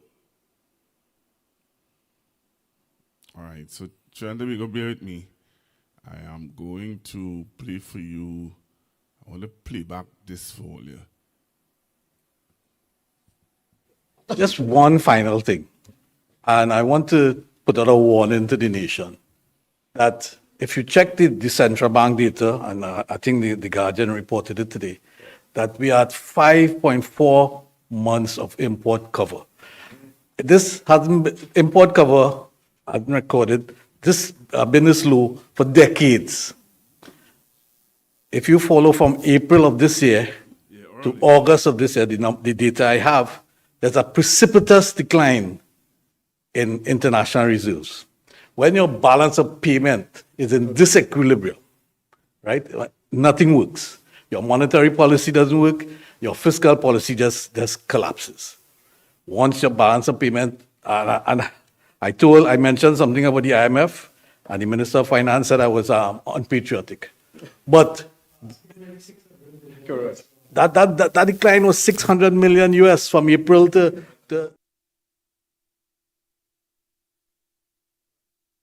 All right, so Mr. Saunders, are you with me? Yes, I am, my brother. Pleasant good night to you and of course your listeners. Good evening to you, sir. So you are on Constructive Talk. So I have on the phone line Trinidad and Tobago, Comrade Saunders from PSC. All right? Most of you would be familiar with him. We would have done several interviews at the other place, but Oral, I have my own place now. Wonderful. Congratulations, my brother. What are your thoughts about what people are asking? All right? People are asking about statements made by the Minister of Finance, and people wanted for you to see if they can get somebody to clear it up for them. If I play it for you, would you be able to tell us exactly what it is the minister is speaking to exactly? I'll try my very best. So all right. So take right. So to Trinidad and Tobago, we have a trade unionist on the line, and he's going to try to see if he can clear up and inform us about what the minister has offered to the PSC. On the completion of the bargaining process, we will work with Republic Bank, First Citizens Bank, and the National Insurance Board to find a comprehensive solution to discharge this national obligation. This government is focused on delivery and not delay, workers' rights and not neglect, appreciation and not excuses. In furtherance of the conclusion of negotiations for the civil service, statutory authorities, and the Tobago House of Assemblies for the periods 2014 to 2016 and 2017 to 2019. The Honorable Prime Minister has instructed me to advise the Chief Personnel Officer to submit a revised offer of 10%.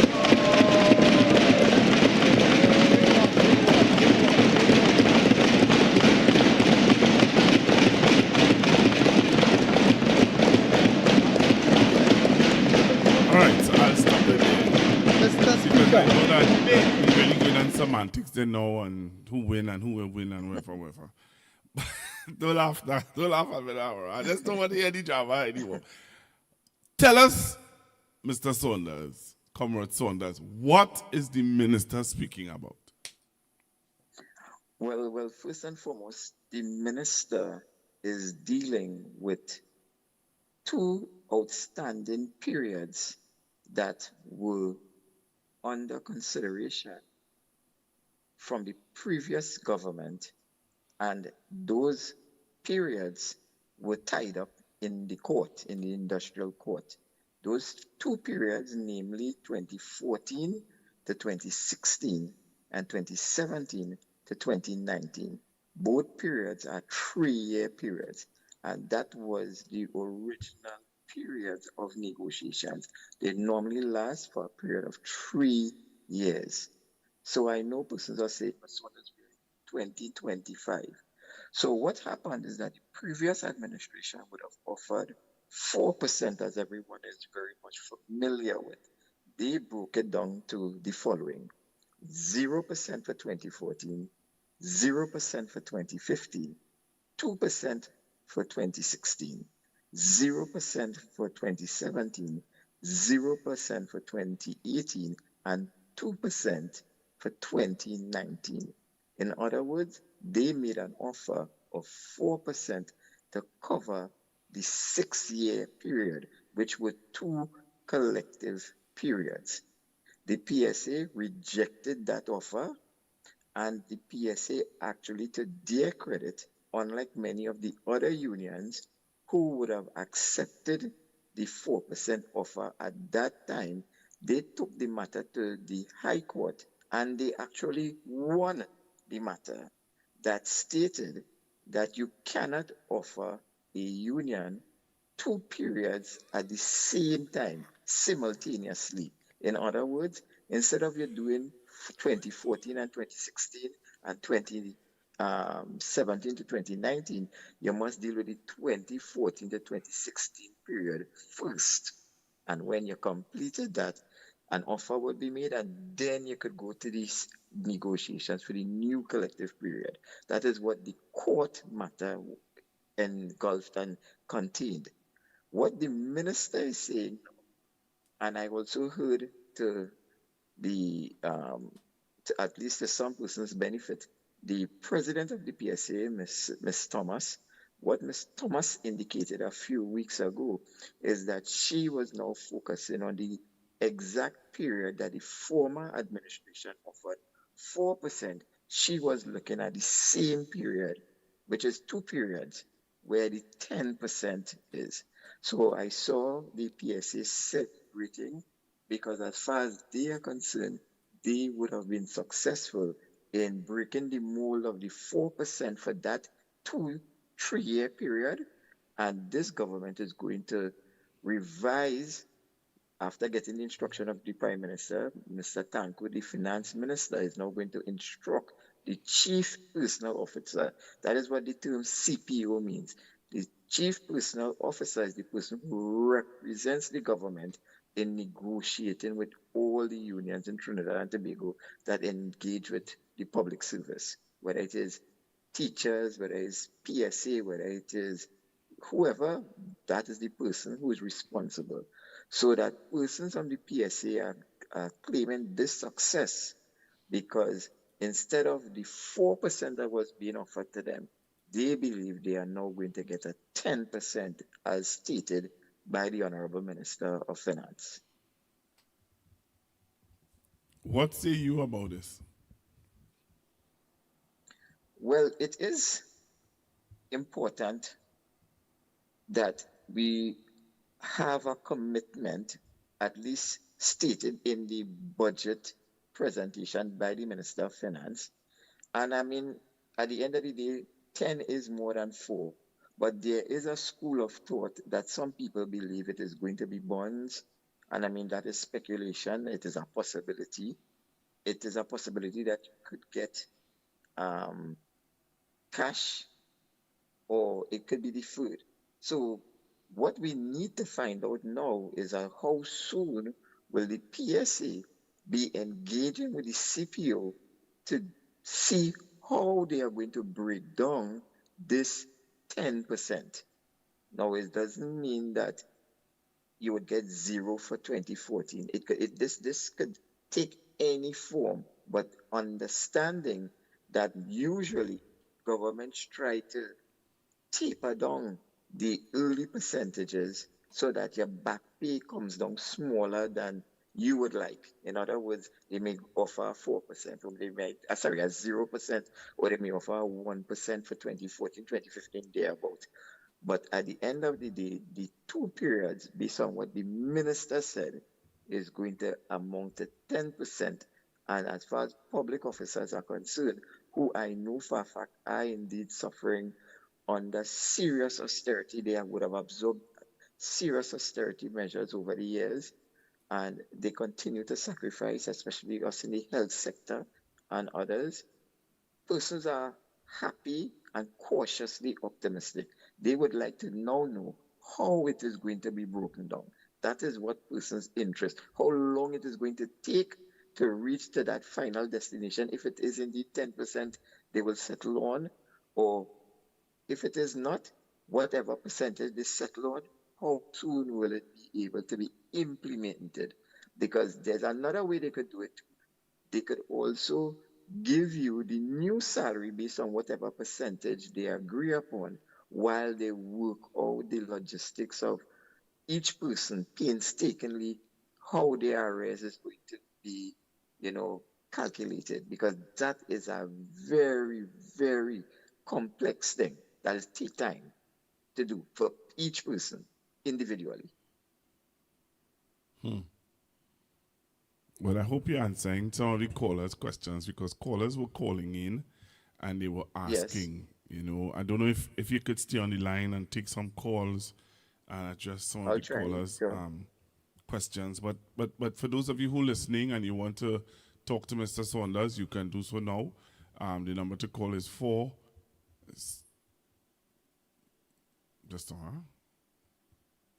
Okay, so the number is 464-7003, 464-7003. If you want to call in and talk to Mr. Saunders, I know that he will be happy to hear what the public has to say. Yeah, what are your thoughts? Yeah, hello, good evening. Yes, hello, good evening. Good evening. You had a talk-up caller. He's not hearing you. All right, you can hear me now, Mr. Saunders? You hearing him, Mr. Saunders? Very muffled, but you could listen to him and just repeat the question just in case I don't get it. Okay, go ahead, caller. Okay, I want to ask you two questions, right? Is there a possibility that the government will probably start at 0.00 and then probably go up to 10%? No, that's not what the minister said. Okay, but like I said again, I don't know, anything is possible.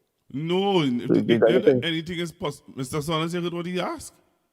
No. He's asking if the government can start at what 0 and go to 10. Well, believe it or not, that is really a question that came up in another group that I was in tonight. Because normally, for the caller's knowledge, normally that is not how negotiations are conducted. They normally start from a low fee and then they go back and forth until they settle. So they normally settle they start at the lower figure, the lower percentage. But based on what persons are saying, the minister said is that he's going to start at 10%. That is it. He is saying he's starting at 0.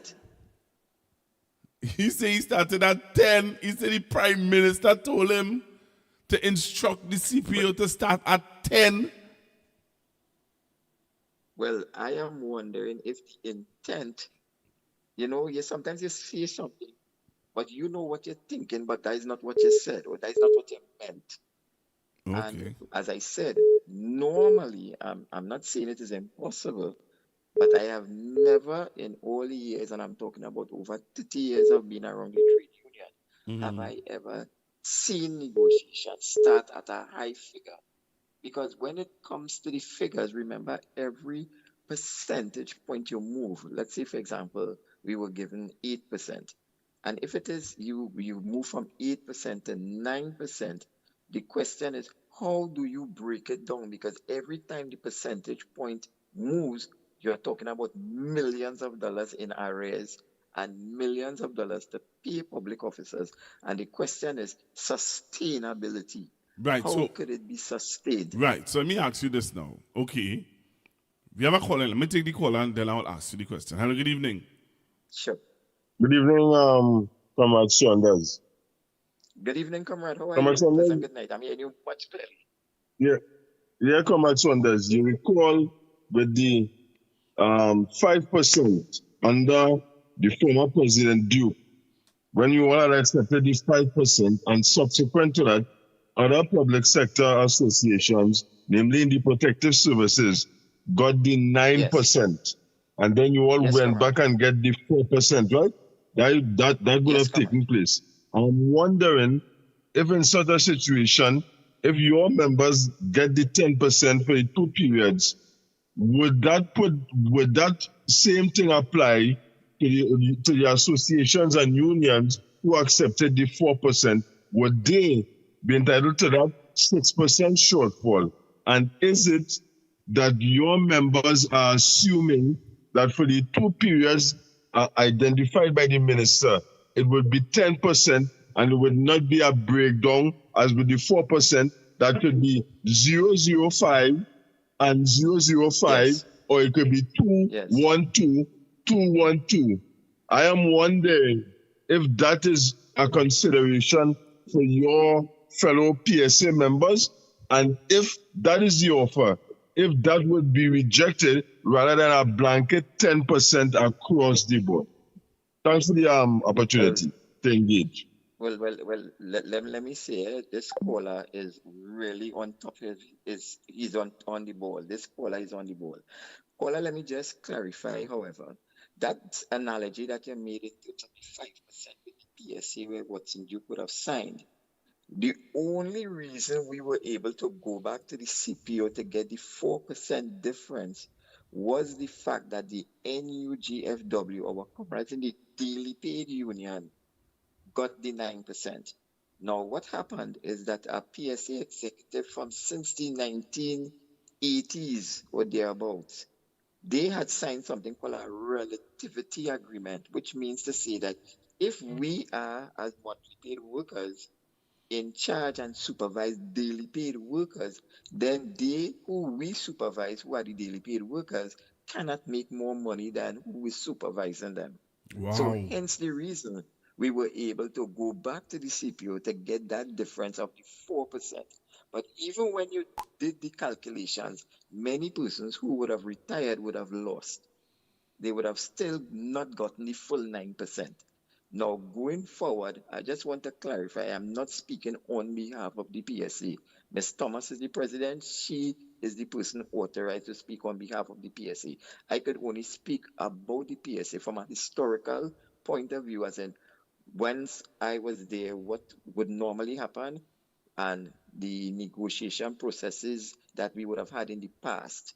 So you are raising a very critical point where persons in the union, especially the executive, will have to decide if it is they are going to hold on to the court agreement, the court victory that they got, that you must do 1 period, or because the PSA is so closely aligned with the government, it could also be that they could just accept the 10% across the board for the 2 periods and probably negotiate probably 1 or 2% different, maybe 12%, maybe 11%, and just settle on that.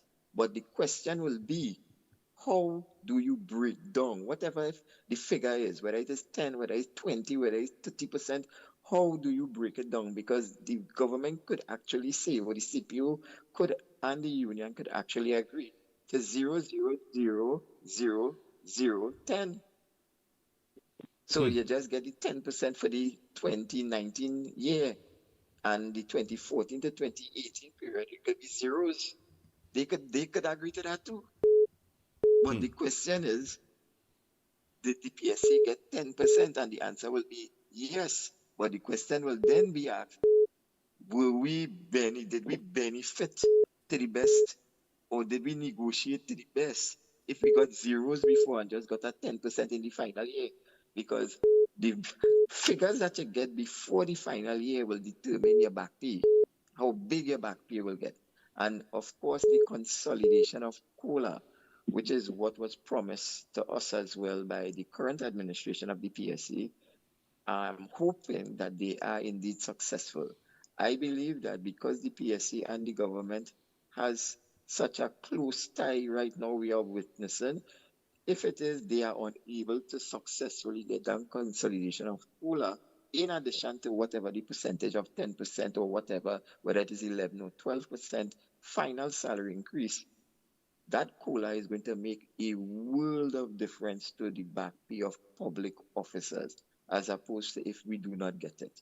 So I am hopeful that the negotiations could go in such a direction that whatever percentage we do agree upon, the consolidation of COLA is applied to the percentage, and therefore it will redound to the benefit of every single public officer, statutory officer, and also the Tobago House of Assembly. So we're talking about roughly about 80,000 public officers, roughly.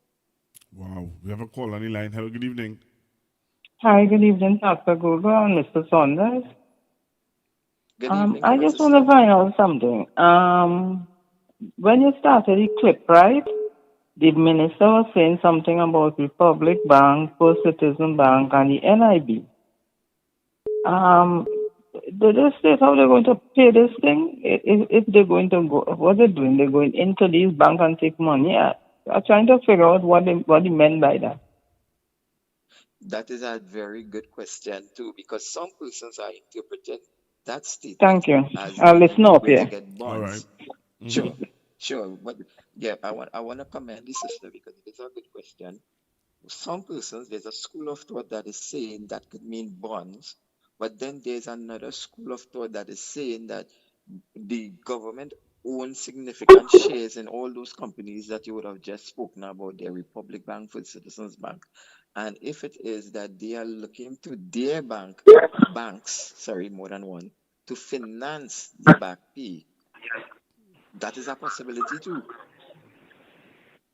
So it could be in that context. What we will have to do is to wait for the actual debate on the budget, when I am sure the opposition will be able to delve into those exact questions that we are asking for the Minister of Finance to elaborate and to explain in greater detail, because the devil is in the details. How would this be managed? How will it be financed? How it is going to be paid? How soon they anticipate? Because they are not wouldn't be able to say how fast it would be done. But at least we have an assurance from the finance minister that he would have gotten the instruction from the Honorable Prime Minister to direct the CPU to move from that 4% that was currently on the table. And by doing so, I gathered it will pull the matter out of the industrial court and go back around the negotiating table and move upward from that 4% to the 10% or more if they are successful. All right. We have another call on the line. Hello, good evening. Hello, good evening. Caller. Caller, you're live. Hello, good evening. Good evening. Good. I would like to address this call to Oral Saunders. Yes. I heard him talk about sustainability of this increase. Yes. And one of the things normally I'm talking about a retired public servant. I don't know Mr. Saunders. I'm aware of Mr. Saunders because I was also a part of the General Council in PSA years ago. Usually in these negotiations, retired people would have retired in 2014 right down to 2019, depending upon what was the agreement, will get a back pay and would also require that increase in their pension. So is this also being taken into consideration? Because one of the things I am concerned about is whether the government will be able to sustain not only the present workers, but like people who were employed as public servants during that period. Thank you. Thank you very much. You want to respond? Sure, I want to thank the comment sister for the point because the question, because what she's saying is of grave concern to thousands of persons. So her voice is really a voice of thousands. And what she's speaking about is persons who would have retired from the public service as of the 31st of the 12th, 2013. Anybody who would have retired after that, so we're talking about the 1st of the 1st, 2014 onwards, how will these negotiations impact on them? And I assure them that it ought to impact positively for them because it will then, as I stated before, come down to the numbers. How does the PSA go forward in negotiating the figures of it? What percentage are you going to accept for 2014? What percentage are you going to accept for 2015? And so forth. So based on, if it is, let's say, for example, you get a 2% offer for the year 2014, that means your arrears will go in for 2% for that year up until the time you would have retired. And the comment sister rightfully indicated that her pension ought to also be adjusted by whatever percentage they exited the public service during this period. Whatever percentage the PSA negotiates for, their pension ought to be a reflection of that increase so that they will get a back pay and they will also get a percentage increase on their pension because the rules are your final salary is what your pension is predicated upon. So the comment sister is on point. But as I said before, it comes down to how the PSA negotiates. And you have to understand something that most, if not all governments, always try to minimize the percentage for the early periods. So that way they will cut down on the back pay and give you the bigger figures coming to the end. So it is based on how the figures are broken down in terms of the negotiations for the collective periods 2014 to 2016 and 2017 to 2019. So as long as you retire during that period, you have to be paying close attention to what the PSA does because the final decision should impact you in terms of a back pay as well as your pension. So you should pay attention. Interesting. I hope the sister understood what I hope. I hope I'm articulating enough for persons to understand what I'm saying. Of course, and persons are happy that I got you to come on, man. Hello, good evening. Oh, gosh. Hello, good evening. Good evening. Good evening, Pastor Google. Hi, good evening. I just want to say thank the Lord for coming up with Sabi. Oh gosh, that's not the kind of no, we're not on that. Thank the Lord for Jesus. Does he call to talk about? Oh my. So let me see if I can ask my question now. Sure, comrade. All right. So my question is, so okay, you all could it be or based on principle? Because I'm just asking. Let's say you all they're going to the bargaining table, right? And they decide to say, okay, we started at 10. Could we go up? Could they go up? As long as the CPO has a remit to go up. Okay, because everything is dependent. The finance minister represents the government of Trinidad and Tobago in terms of the finances. The CPO represents the government in terms of negotiating with the unions. But the CPO's principal is the Minister of Finance. So therefore, the CPO, he cannot take it upon himself to go outside of his remit. Remit is just a fancy word for saying his budget. If it is, you had $10, the government says only $10 I could offer, he could work around that $10, but he cannot go outside of that $10 unless he gets the expressed confirmation from the Minister of Finance that he can do so. So it is a possibility that he can go outside, but the only reason he could go outside is if it is he gets a remit from the Prime Minister, the Honorable Prime Minister, and by extension the Cabinet to say, listen, we could carry them up to 12% or we could carry them up to 13%, but try to get them as close to 10 down now. Don't get them the full thing, but their maximum is 13%. To his credit now, the CPO I'm speaking about, he will try his very best to negotiate downwards of the 13%. Right. So that he will look good. He will look good that he was able to let these people settle for less than how much the government had anticipated they would have to pay. It's that type of a game. And it's not a bad thing. It's just a system of negotiating and trying to keep unions reined in. Because remember something, these unions are like a domino effect. So if it is one group of persons get 13%, let's say for want of a better description, 13%, let's use that analogy, then chances are every other union would want a similar percentage.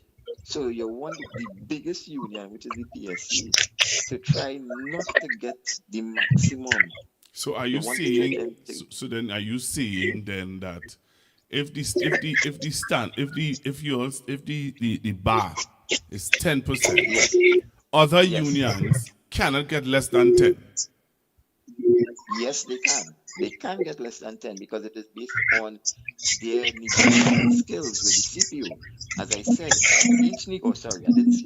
each group of persons who negotiate with the CPO, he has a remit from the government of how much he can give. So if it is the remit for all the unions for the collective periods 2014 to 2016, or better yet, let me describe it in another way. The former regime, the PNM administration, had indicated that their remit, their maximum that they could have afforded was 4%. So what you would have recognized taking place is that police would have taken 4%, amalgamated workers would have taken 4%, fire, prisons, etc., etc. So there was uniformity in terms of what the government stated they could have offered, and that is what most of the unions did accept, with the exception of the PSA, the NUGFW, and I think Contractors, Workers, General Trade Union, and maybe one other. They would have not accepted the original 4% back then. So it is just it's just about negotiating skills and the remit that the CPO, the Chief Personnel Officer, has, what he works with to try to keep unions within a certain percentage. So he could settle, like say for example, if it is the PSA gets 10% for that period, he could settle with the NUGFW for 7% instead, or 8%. All right, let's take this caller. Hello, good evening. Yeah. Hey, pleasant good night, Pastor. Good night, comrade Sanders. Do you have a question to ask? Sure, comrade. Good night. Comrade, based on what we heard in the budget today, right, about the NIS, right? In terms of just now, yeah, in terms of the new increases, right? So I was wondering today that the government is offering a new age of 65 years for retirement, right? And possibly you could get your full gradually. Yeah, remember it's gradually, yeah? It's gradually going to be 65 years. Oh, 60. Oh, it's gradually. Yes, it's gradually. So, yes, they're doing it on a tier basis. So it's not that they're going to just see from January 1st, 2026, everybody must retire at 65. That's not what the minister, based on my understanding of what he would have said, they're going to do it on a tier system. So they're going to gradually go up to that. Oh, okay. So Then my question will be a little complex then. So how this now, if eventually that the PSA gets through with the 10%, how the adjustments now to salary, to pensions will be made? Will it be affordable at that time? Will people still have to go through the process of waiting until after 65 for their full pension? You can see any longevity in that? That's my question. Well, the question that you ask is a little bit complex from the perspective that based on the tier system, whatever are the parameters for the new pension retirement ages, the system is designed that it will be the same system going forward. It's just that you will just have to put more contributions because you're going to leave the system at an older age as opposed to your previous age of 60. And based on what I understand, if it is you decide that you don't want to work up until 65, based on my understanding, I stand corrected, you may not be able to get your full NIS benefits until you reach age 65. So you may get a percentage of it before, which is similar to what obtains now. Remember, some persons could retire at 55. Some people could retire at 50 if it is they write and ask for permission to retire under certain circumstances. So that tier system that exists now, I guess it is going to be the same tier system going forward. However, the age will be pushing backwards. Now, the other question you could ask is, are persons comfortable having to wait until 65 knowing that the current life expectancy is kind of lowering down in terms of persons are not being able to live 80, 90, 100 years. You're seeing many persons are dying earlier from all sorts of things, whether it is crime, whether it is accidents, it's different reasons. So persons are concerned about that. Some persons are even saying that I just had enough. I want to enjoy my life too. I was already conditioned since I joined the service to retire at 60 years of age, and I was looking forward to that. So persons like myself that I have probably about 10 years or thereabouts again in the system, it could be either way based on the person's own personal financial objectives and how they have their health and so forth. So it is technical, but what I would say to you, comrade, is that this is something that is an international trend. It is not synonymous to Trinidad and Tobago only. Up the Caribbean, right? Our Caribbean brothers and sisters, they also are going up to age 65. I think in America, some persons have said to me it's 70 years of age. So it is a global trend for persons to be retiring at a later age. Okay. So I guess what we have to do is to try our best to live as healthy life as possible up to that age. Hello, good evening. Hello, good evening. Caller, good evening. Good evening. It's me again. I would like to address Mr. Oral again. Yes, go ahead. He's listening. In 2009, the then Prime Minister brought in a company from Canada, Mercer Company. Just some caller. Say that again. Say that again, caller. He didn't hear you. In 2009, in 2009, let me move away here. The then government under Patrick Manning brought down the Mercer Company to revise the pension laws for public servants, because basically public servants will only get what you call the full pension if they work 23 and a third years. Yes. What they were saying that our pension laws were archaic, and therefore that people are supposed to be paid a pension based on the number of years that they work. Right? Like I worked 41 and a half years, I only got paid for the 2 and the third years. So that what I am saying is that they want to increase the retirement age so that how many years that will give you that people are going to be working and they're not really being compensated. So that, I mean, when but you came in power, because of my position at that point in time on the General Council, I spoke to Mr. Watson Duke about it. And I mean, neither UNC, neither PNM, they never even looked at it to improve public servants' pension. So, you know, when I'm talking about 65 years and you only pay me for 63 and a third years, I think that, I mean, my pension, you know, I mean, when I pay my expenses, it's done.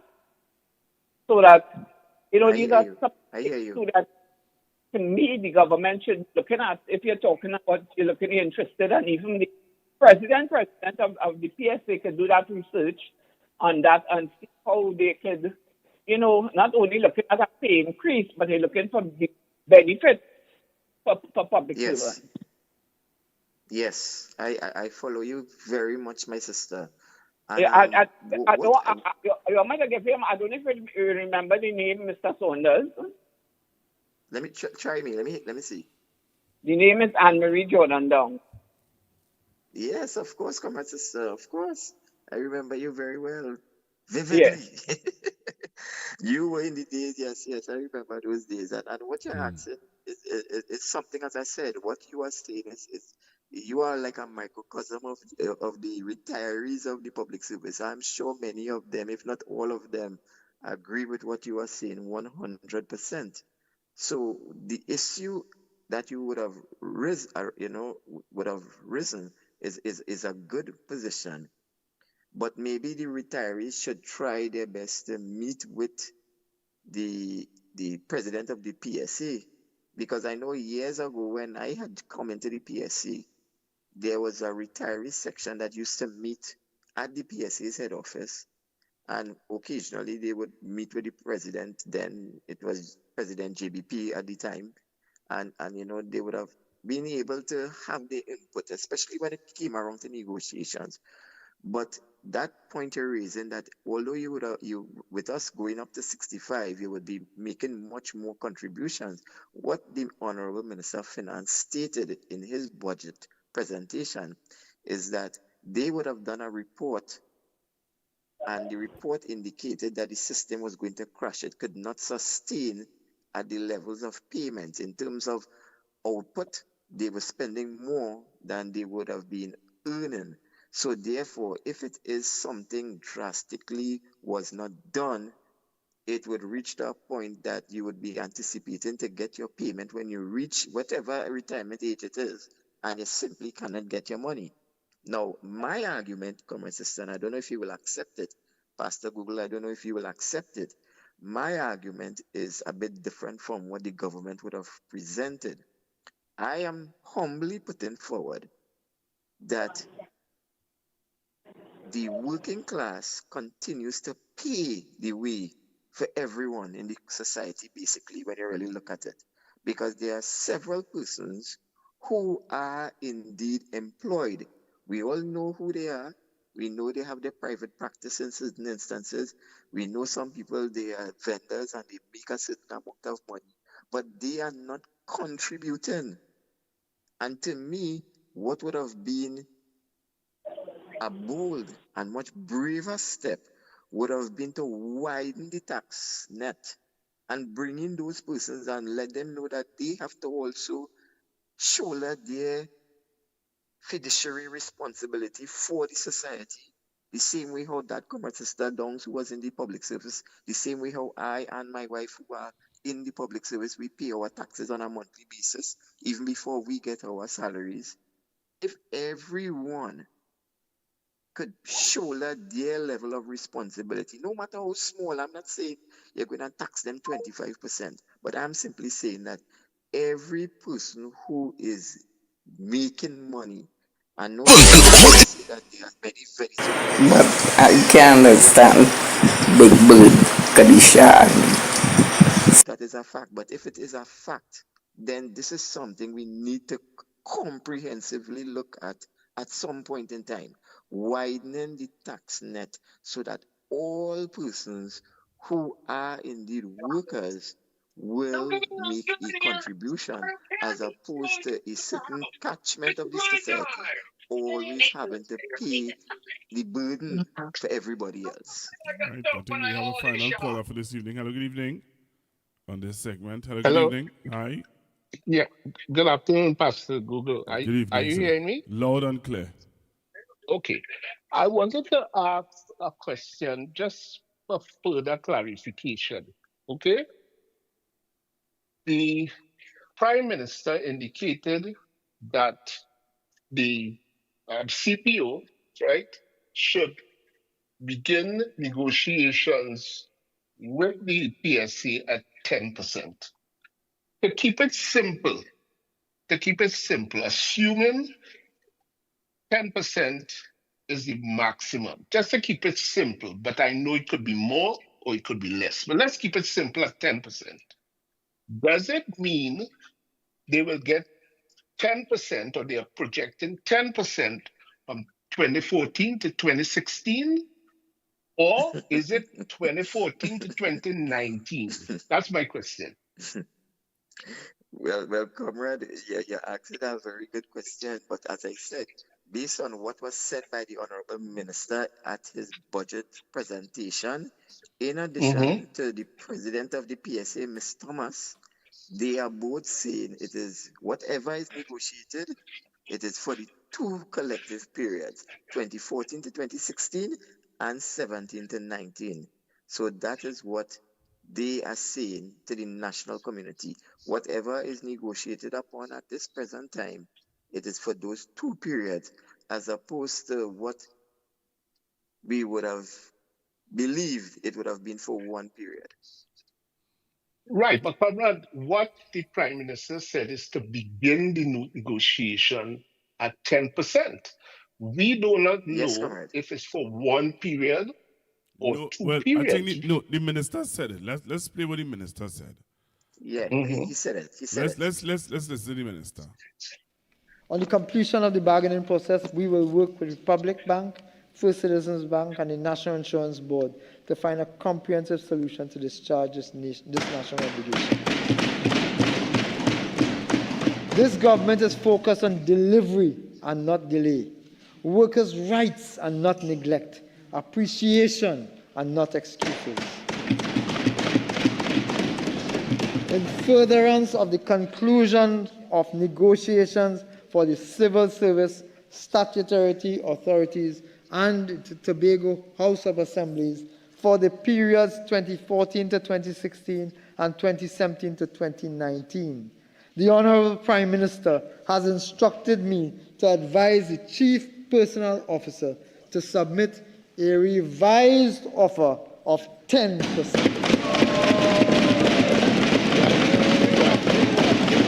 Yeah, so that sounds to me a revised offer of 10% would suggest 14 to 19. That's what is being suggested. No, comrade. That is not what he's been saying at all. No. Okay, Listen all right, attentively, and I'm happy that Pastor Google actually replayed it because he's confirming what I would have heard. And Pastor Google, I don't know what you're hearing, but what he's saying is that there will be an offer of 10%. He never said that they're going to start negotiations at 10%. But when you make that offer, it is similar to what the previous government had done. The previous government had offered 4%. They didn't offer 4% saying that they will settle at 6 or 7. They offered 4%, and it would have been up to the PSA if it is we would have entered into the negotiations the way it's supposed to without it going to the special tribunal at the industrial court of saying, all right, I take instead your of the point. 4, we go take 5. We go take 5. Right, I take your point, what you're saying, except that he said he called the two periods, 2014, 2016, 2017, 2019, and start at 10%. That's what he said. He No, didn't. no, He no, didn't no, no, say. no, no. No, That's no, not what no, he Oh, no, said. no, No, no, no, no, no, no, no, okay. no. no. He didn't Let's say Okay. that. listen, let's listen Okay. one more Listen. time. Let's listen one more All time. right. One more time. One One more more time. time. One more time. One more. Last time. Appreciation and not excuses. In furtherance of the conclusion of negotiations for the civil service statutory authorities and the Tobago House of Assemblies for the periods 2014 to 2016 and 2017 to 2019. The Honorable Prime Minister is focused on delivery and not delay, workers' rights and not neglect, appreciation and not excuses. In furtherance of the conclusion of negotiations for the civil service statutory authorities and the Tobago House of Assemblies for the periods 2014 to 2016 and 2017 to 2019. The Honorable Prime Minister has instructed me to advise the Chief Personnel Officer to submit a revised offer of 10%. That has to be for the 2 periods. Has Yes, to it be. is. And in fact, I'll go so far, Pastor Google. I don't know if you picked up with what I'm so happy of playing it over and over. What the Honorable Minister is actually saying is that Uh-huh. this is to conclude Right. the To conclude. negotiations because they find it is being delayed for too long. So, Right. in order to conclude, not to begin, but to Yeah. conclude the negotiation periods, they have revised the offer to 10%. So that means Yeah. if it is you want to close off this thing, accept 10% is the best we could give. We're giving you the 10%. That's basically what the Yeah. man is saying. Yeah. 10% for 2014 to 2019. That is what they're saying. Yes. But anyhow, Yes. I want Yes. to. Right. That is the point I'm making. Now, I have one other comment I want to make because I Sure, heard comrade. you also make the point about widening the tax net. Bracket. Yes. I Yes. am Yes. Yes. 101 or 200% in agreement with you, right? There Thank you, are comrade. too Thank you. many people out there. Sorry, first of all, it is unfair for people who Correct. have regular Correct. jobs and are being asked to face the burden of the Correct. of accepting Correct. revenue to the country. So all those people who basically are making more than $90,000 a year, they should Yes. Should. be Should. Should. filing tax. Correct. And let me tell you, and it's very simple, it's very simple. We do it like what we do in the States, right? You have Uh-huh. to file your taxes. If you are not Yes. making, if you're making less than 90,000, you still have to file your taxes. Right. Right? Okay. That is how Good. it should Okay. be. Yes. So there's no excuse. If you make more than Yes. 90,000, you file your taxes. You make less than that, you file your taxes. It's simple. Right. End of story. Right. I'm done Okay. with it. Good. Good. I understand. Yes. Yes. I understand because I'm not familiar with Yeah, the American system, but I'm happy that you right. shed light on it because that makes perfect sense with what I'm saying. Yeah, just file your taxes. And if if you have the online system of doing it all that, listen, there are some people who will get away. There were some Yes. people who will still slip through the crack. But those who you audit or those who you suspect are flouting that the paying of taxes, you have to make an example of them. And that is going to stop it. Anyhow, thanks, I Pastor agree with Google, you. as I always. Thanks, thank you thank so you much for very that much. contribution, comrade. I And thank, agree with you because one okay. of the things we recognize from the budgeting closing, Pastor Google, Yes. is that the Mhm. minister has actually done what the PSA would have been clamoring for.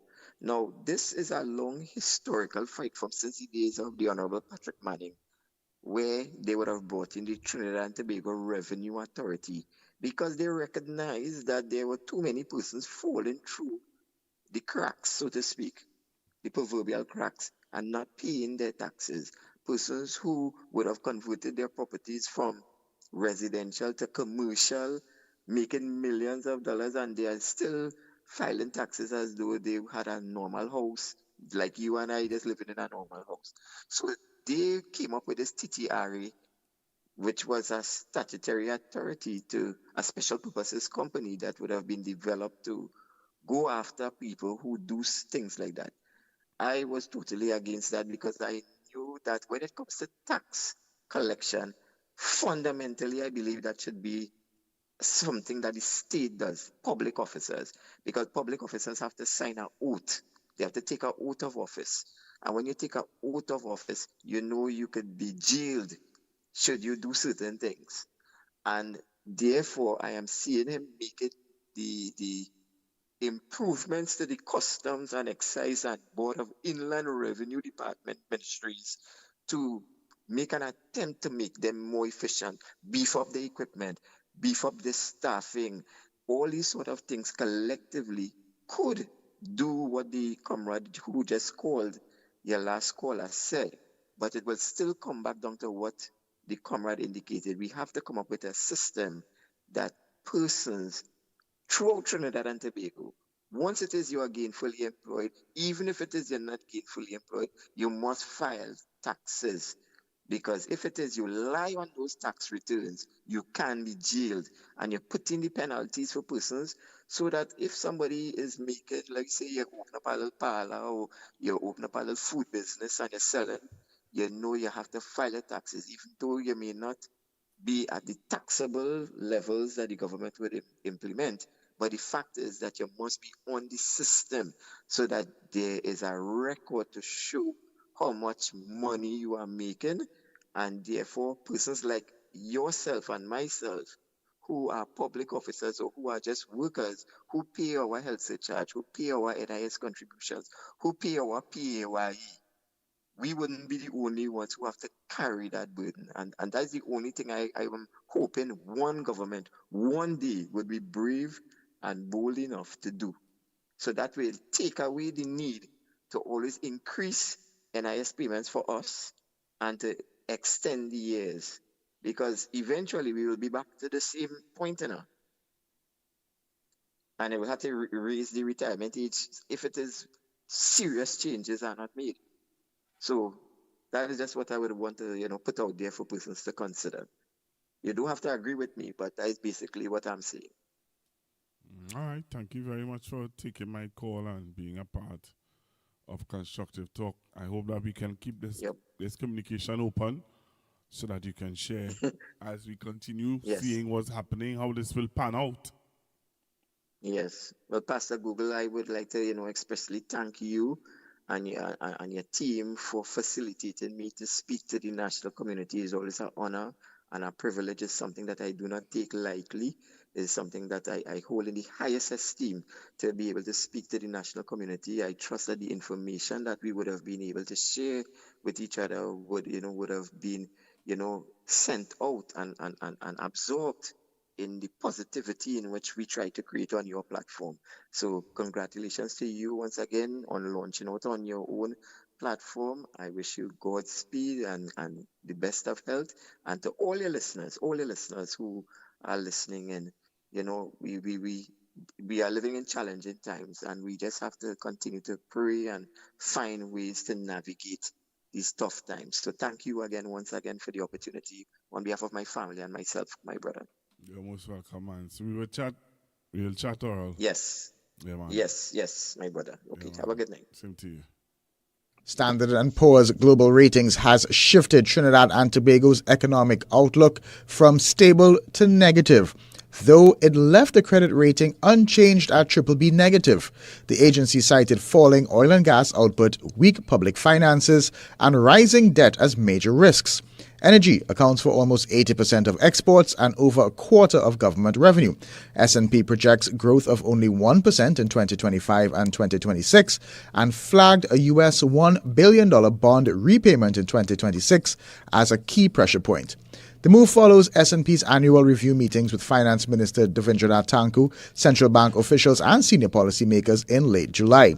S&P said it could lower the rating in the next 2 years if the government fails to rein in spending and diversify the economy.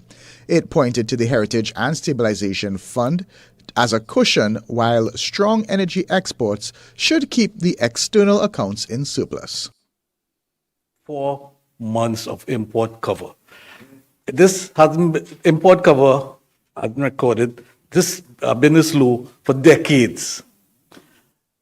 If you follow from April of this year to August of this year, the data I have, there's a precipitous decline in international reserves. When your balance of payment is in disequilibrium, right, nothing works. Your monetary policy doesn't work. Your fiscal policy just collapses. Once your balance of payment, and I mentioned something about the IMF, and the Minister of Finance said I was unpatriotic. But that decline was 600 million US from April to August, and nothing in the budget about that decline. And I repeat, once your balance of payments, once those accounts are in disequilibrium, you're in big trouble. And I think the nation needs to be warned. Yes, everybody, good night. Watch out this kind of shippiness here, right? Watch out this shippiness here. There's a gas station off our Omara Road. As soon as you swing off the highway, eastbound, and you swing onto Omara Road, the gas station right there at the beginning, right? Yeah, what I'm saying, right? I went by pump 2, I put 300 on pump 2. Effective immediately mean effective immediately. Why am I still paying $6.97 a litre for super gasoline? Because if they came and they raise it by $1 and it was $7.97 effective immediately, I am sure I would have to go in that gas station and pay $7.97 for my litre. They come and they drop it by $1. It's supposed to be $5.97. But here I am still paying $6.97. You understand? This is ridiculous. I had to stop my gas when it turn 100 and then go back for my change. This is ridiculous. All they could do way better than that, man. All they could do better than that, because if they did raise it, I'm sure I wasn't going and see that $6.97 on this bill right now. I'd see $7.97. Effective immediately, apparently does only apply to when the figures raise and not when the figures drop. Any discussion about changing retirement age will need serious consultations, 1. And 2, should that be the option preferred by the majority, it should be one that is by choice. That is to say, those who wish to go home at 60, fine. Those who wish to go home at 65, fine. But you cannot tell a man worked his whole life, put his savings, paying the NIS every week or every month, and you come to tell him, no, sorry, sir, you can't get it. You have to wait till 65. You cannot continue like that. Any discussion about changing retirement? I recall more than 3 decades ago, a senior telecommunications manager, let's call him Michael. And Michael was assigned to the task of presenting the government's position at a regional conference. Michael struggled and visibly trembled, especially since he presented after the retired North American ambassador, who had the audience in stitches, laughing up every word. I'm Dr. Madonna Dodd, and I made a silent vow then to help people like Michael, who are technically competent, but who struggle and succumb to fear when speaking in public. Now, as a communications architect, I partner with organizations and individual leaders to transform their leadership presence, including the way they express themselves. So, if your goal is to amplify your authentic voice, influence others, and lead with confidence, join me from October 28th to November 11th for our Communicate with Confidence online course. To all the Michaels, it's possible to overcome fear, step fully into your role, and lead with confidence.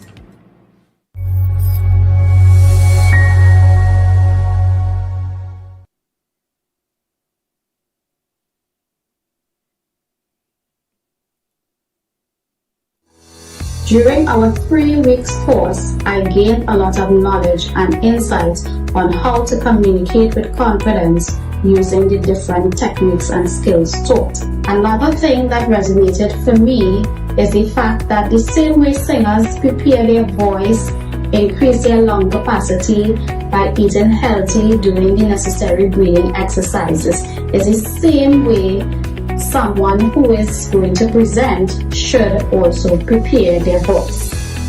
For persons who are interested in participating in this course, I say go for it, because you too will be able to find your coping skills, or how the runners and they psych up themselves when they're on the start line before they start to be focused to finish that race. You would be able to find your coping mechanism.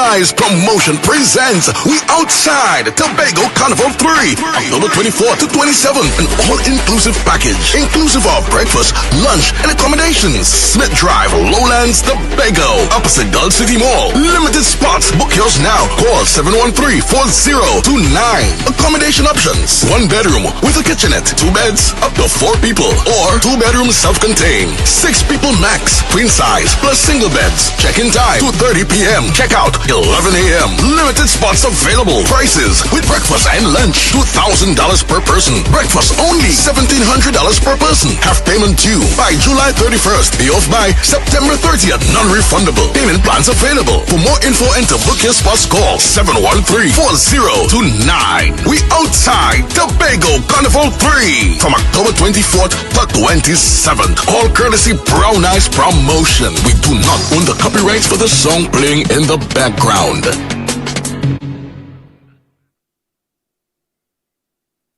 Brown Eyes Promotion presents We Outside Tobago Carnival 3, October 24th to 27th, an all-inclusive package, inclusive of breakfast, lunch, and accommodations. Smith Drive, Lowlands, Tobago, opposite Gulf City Mall. Limited spots. Book yours now. Call 713-4029. Accommodation options: 1 bedroom with a kitchenette, 2 beds, up to 4 people, or 2 bedrooms self-contained, 6 people max, queen size, plus single beds. Check-in time 2:30 p.m. Check out 11 a.m. Limited spots available. Prices with breakfast and lunch: $2,000 per person. Breakfast only $1,700 per person. Half payment due by July 31st. Pay off by September 30th. Non-refundable. Payment plans available. For more info and to book your spots, call 713-4029. We Outside Tobago Carnival 3 from October 24th to 27th. All courtesy Brown Eyes Promotion. We do not own the copyrights for the song playing in the background.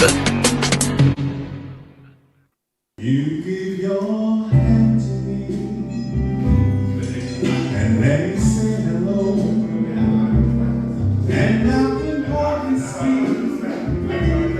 My heart is beating so, and anyone can tell. You think you know me well, well you don't know me. Hey guys, I am Nigel O'Connor, a singer for all seasons. I am that voice that moves you for every occasion. I am that voice that celebrates life moments one note at a time. I am Nigel O'Connor. You can contact me at 783-0054 or 754-3154. And oh yes, that's me singing in the background. Now the days I'm lost speaking song.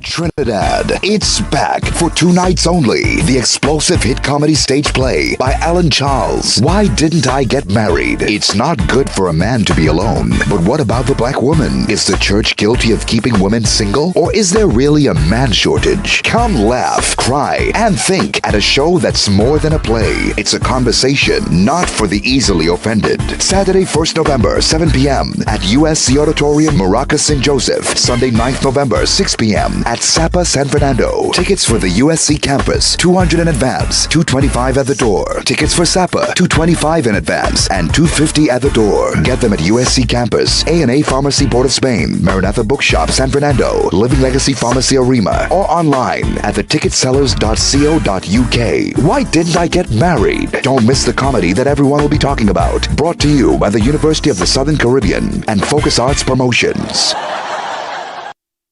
The information provided by the speakers and/or presenter on Facebook and YouTube is for general informational purposes only. All information is provided in good faith. However, Constructive Talk makes no representation or warranty of any kind, express or implied, regarding the accuracy, adequacy, validity, reliability, availability, or completeness of this information.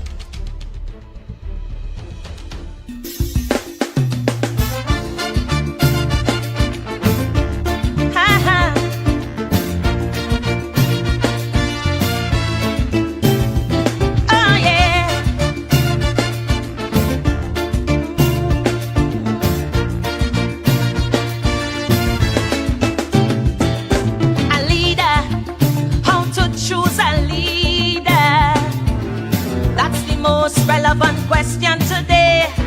Now that the man retire, people spitting fire, and every talking head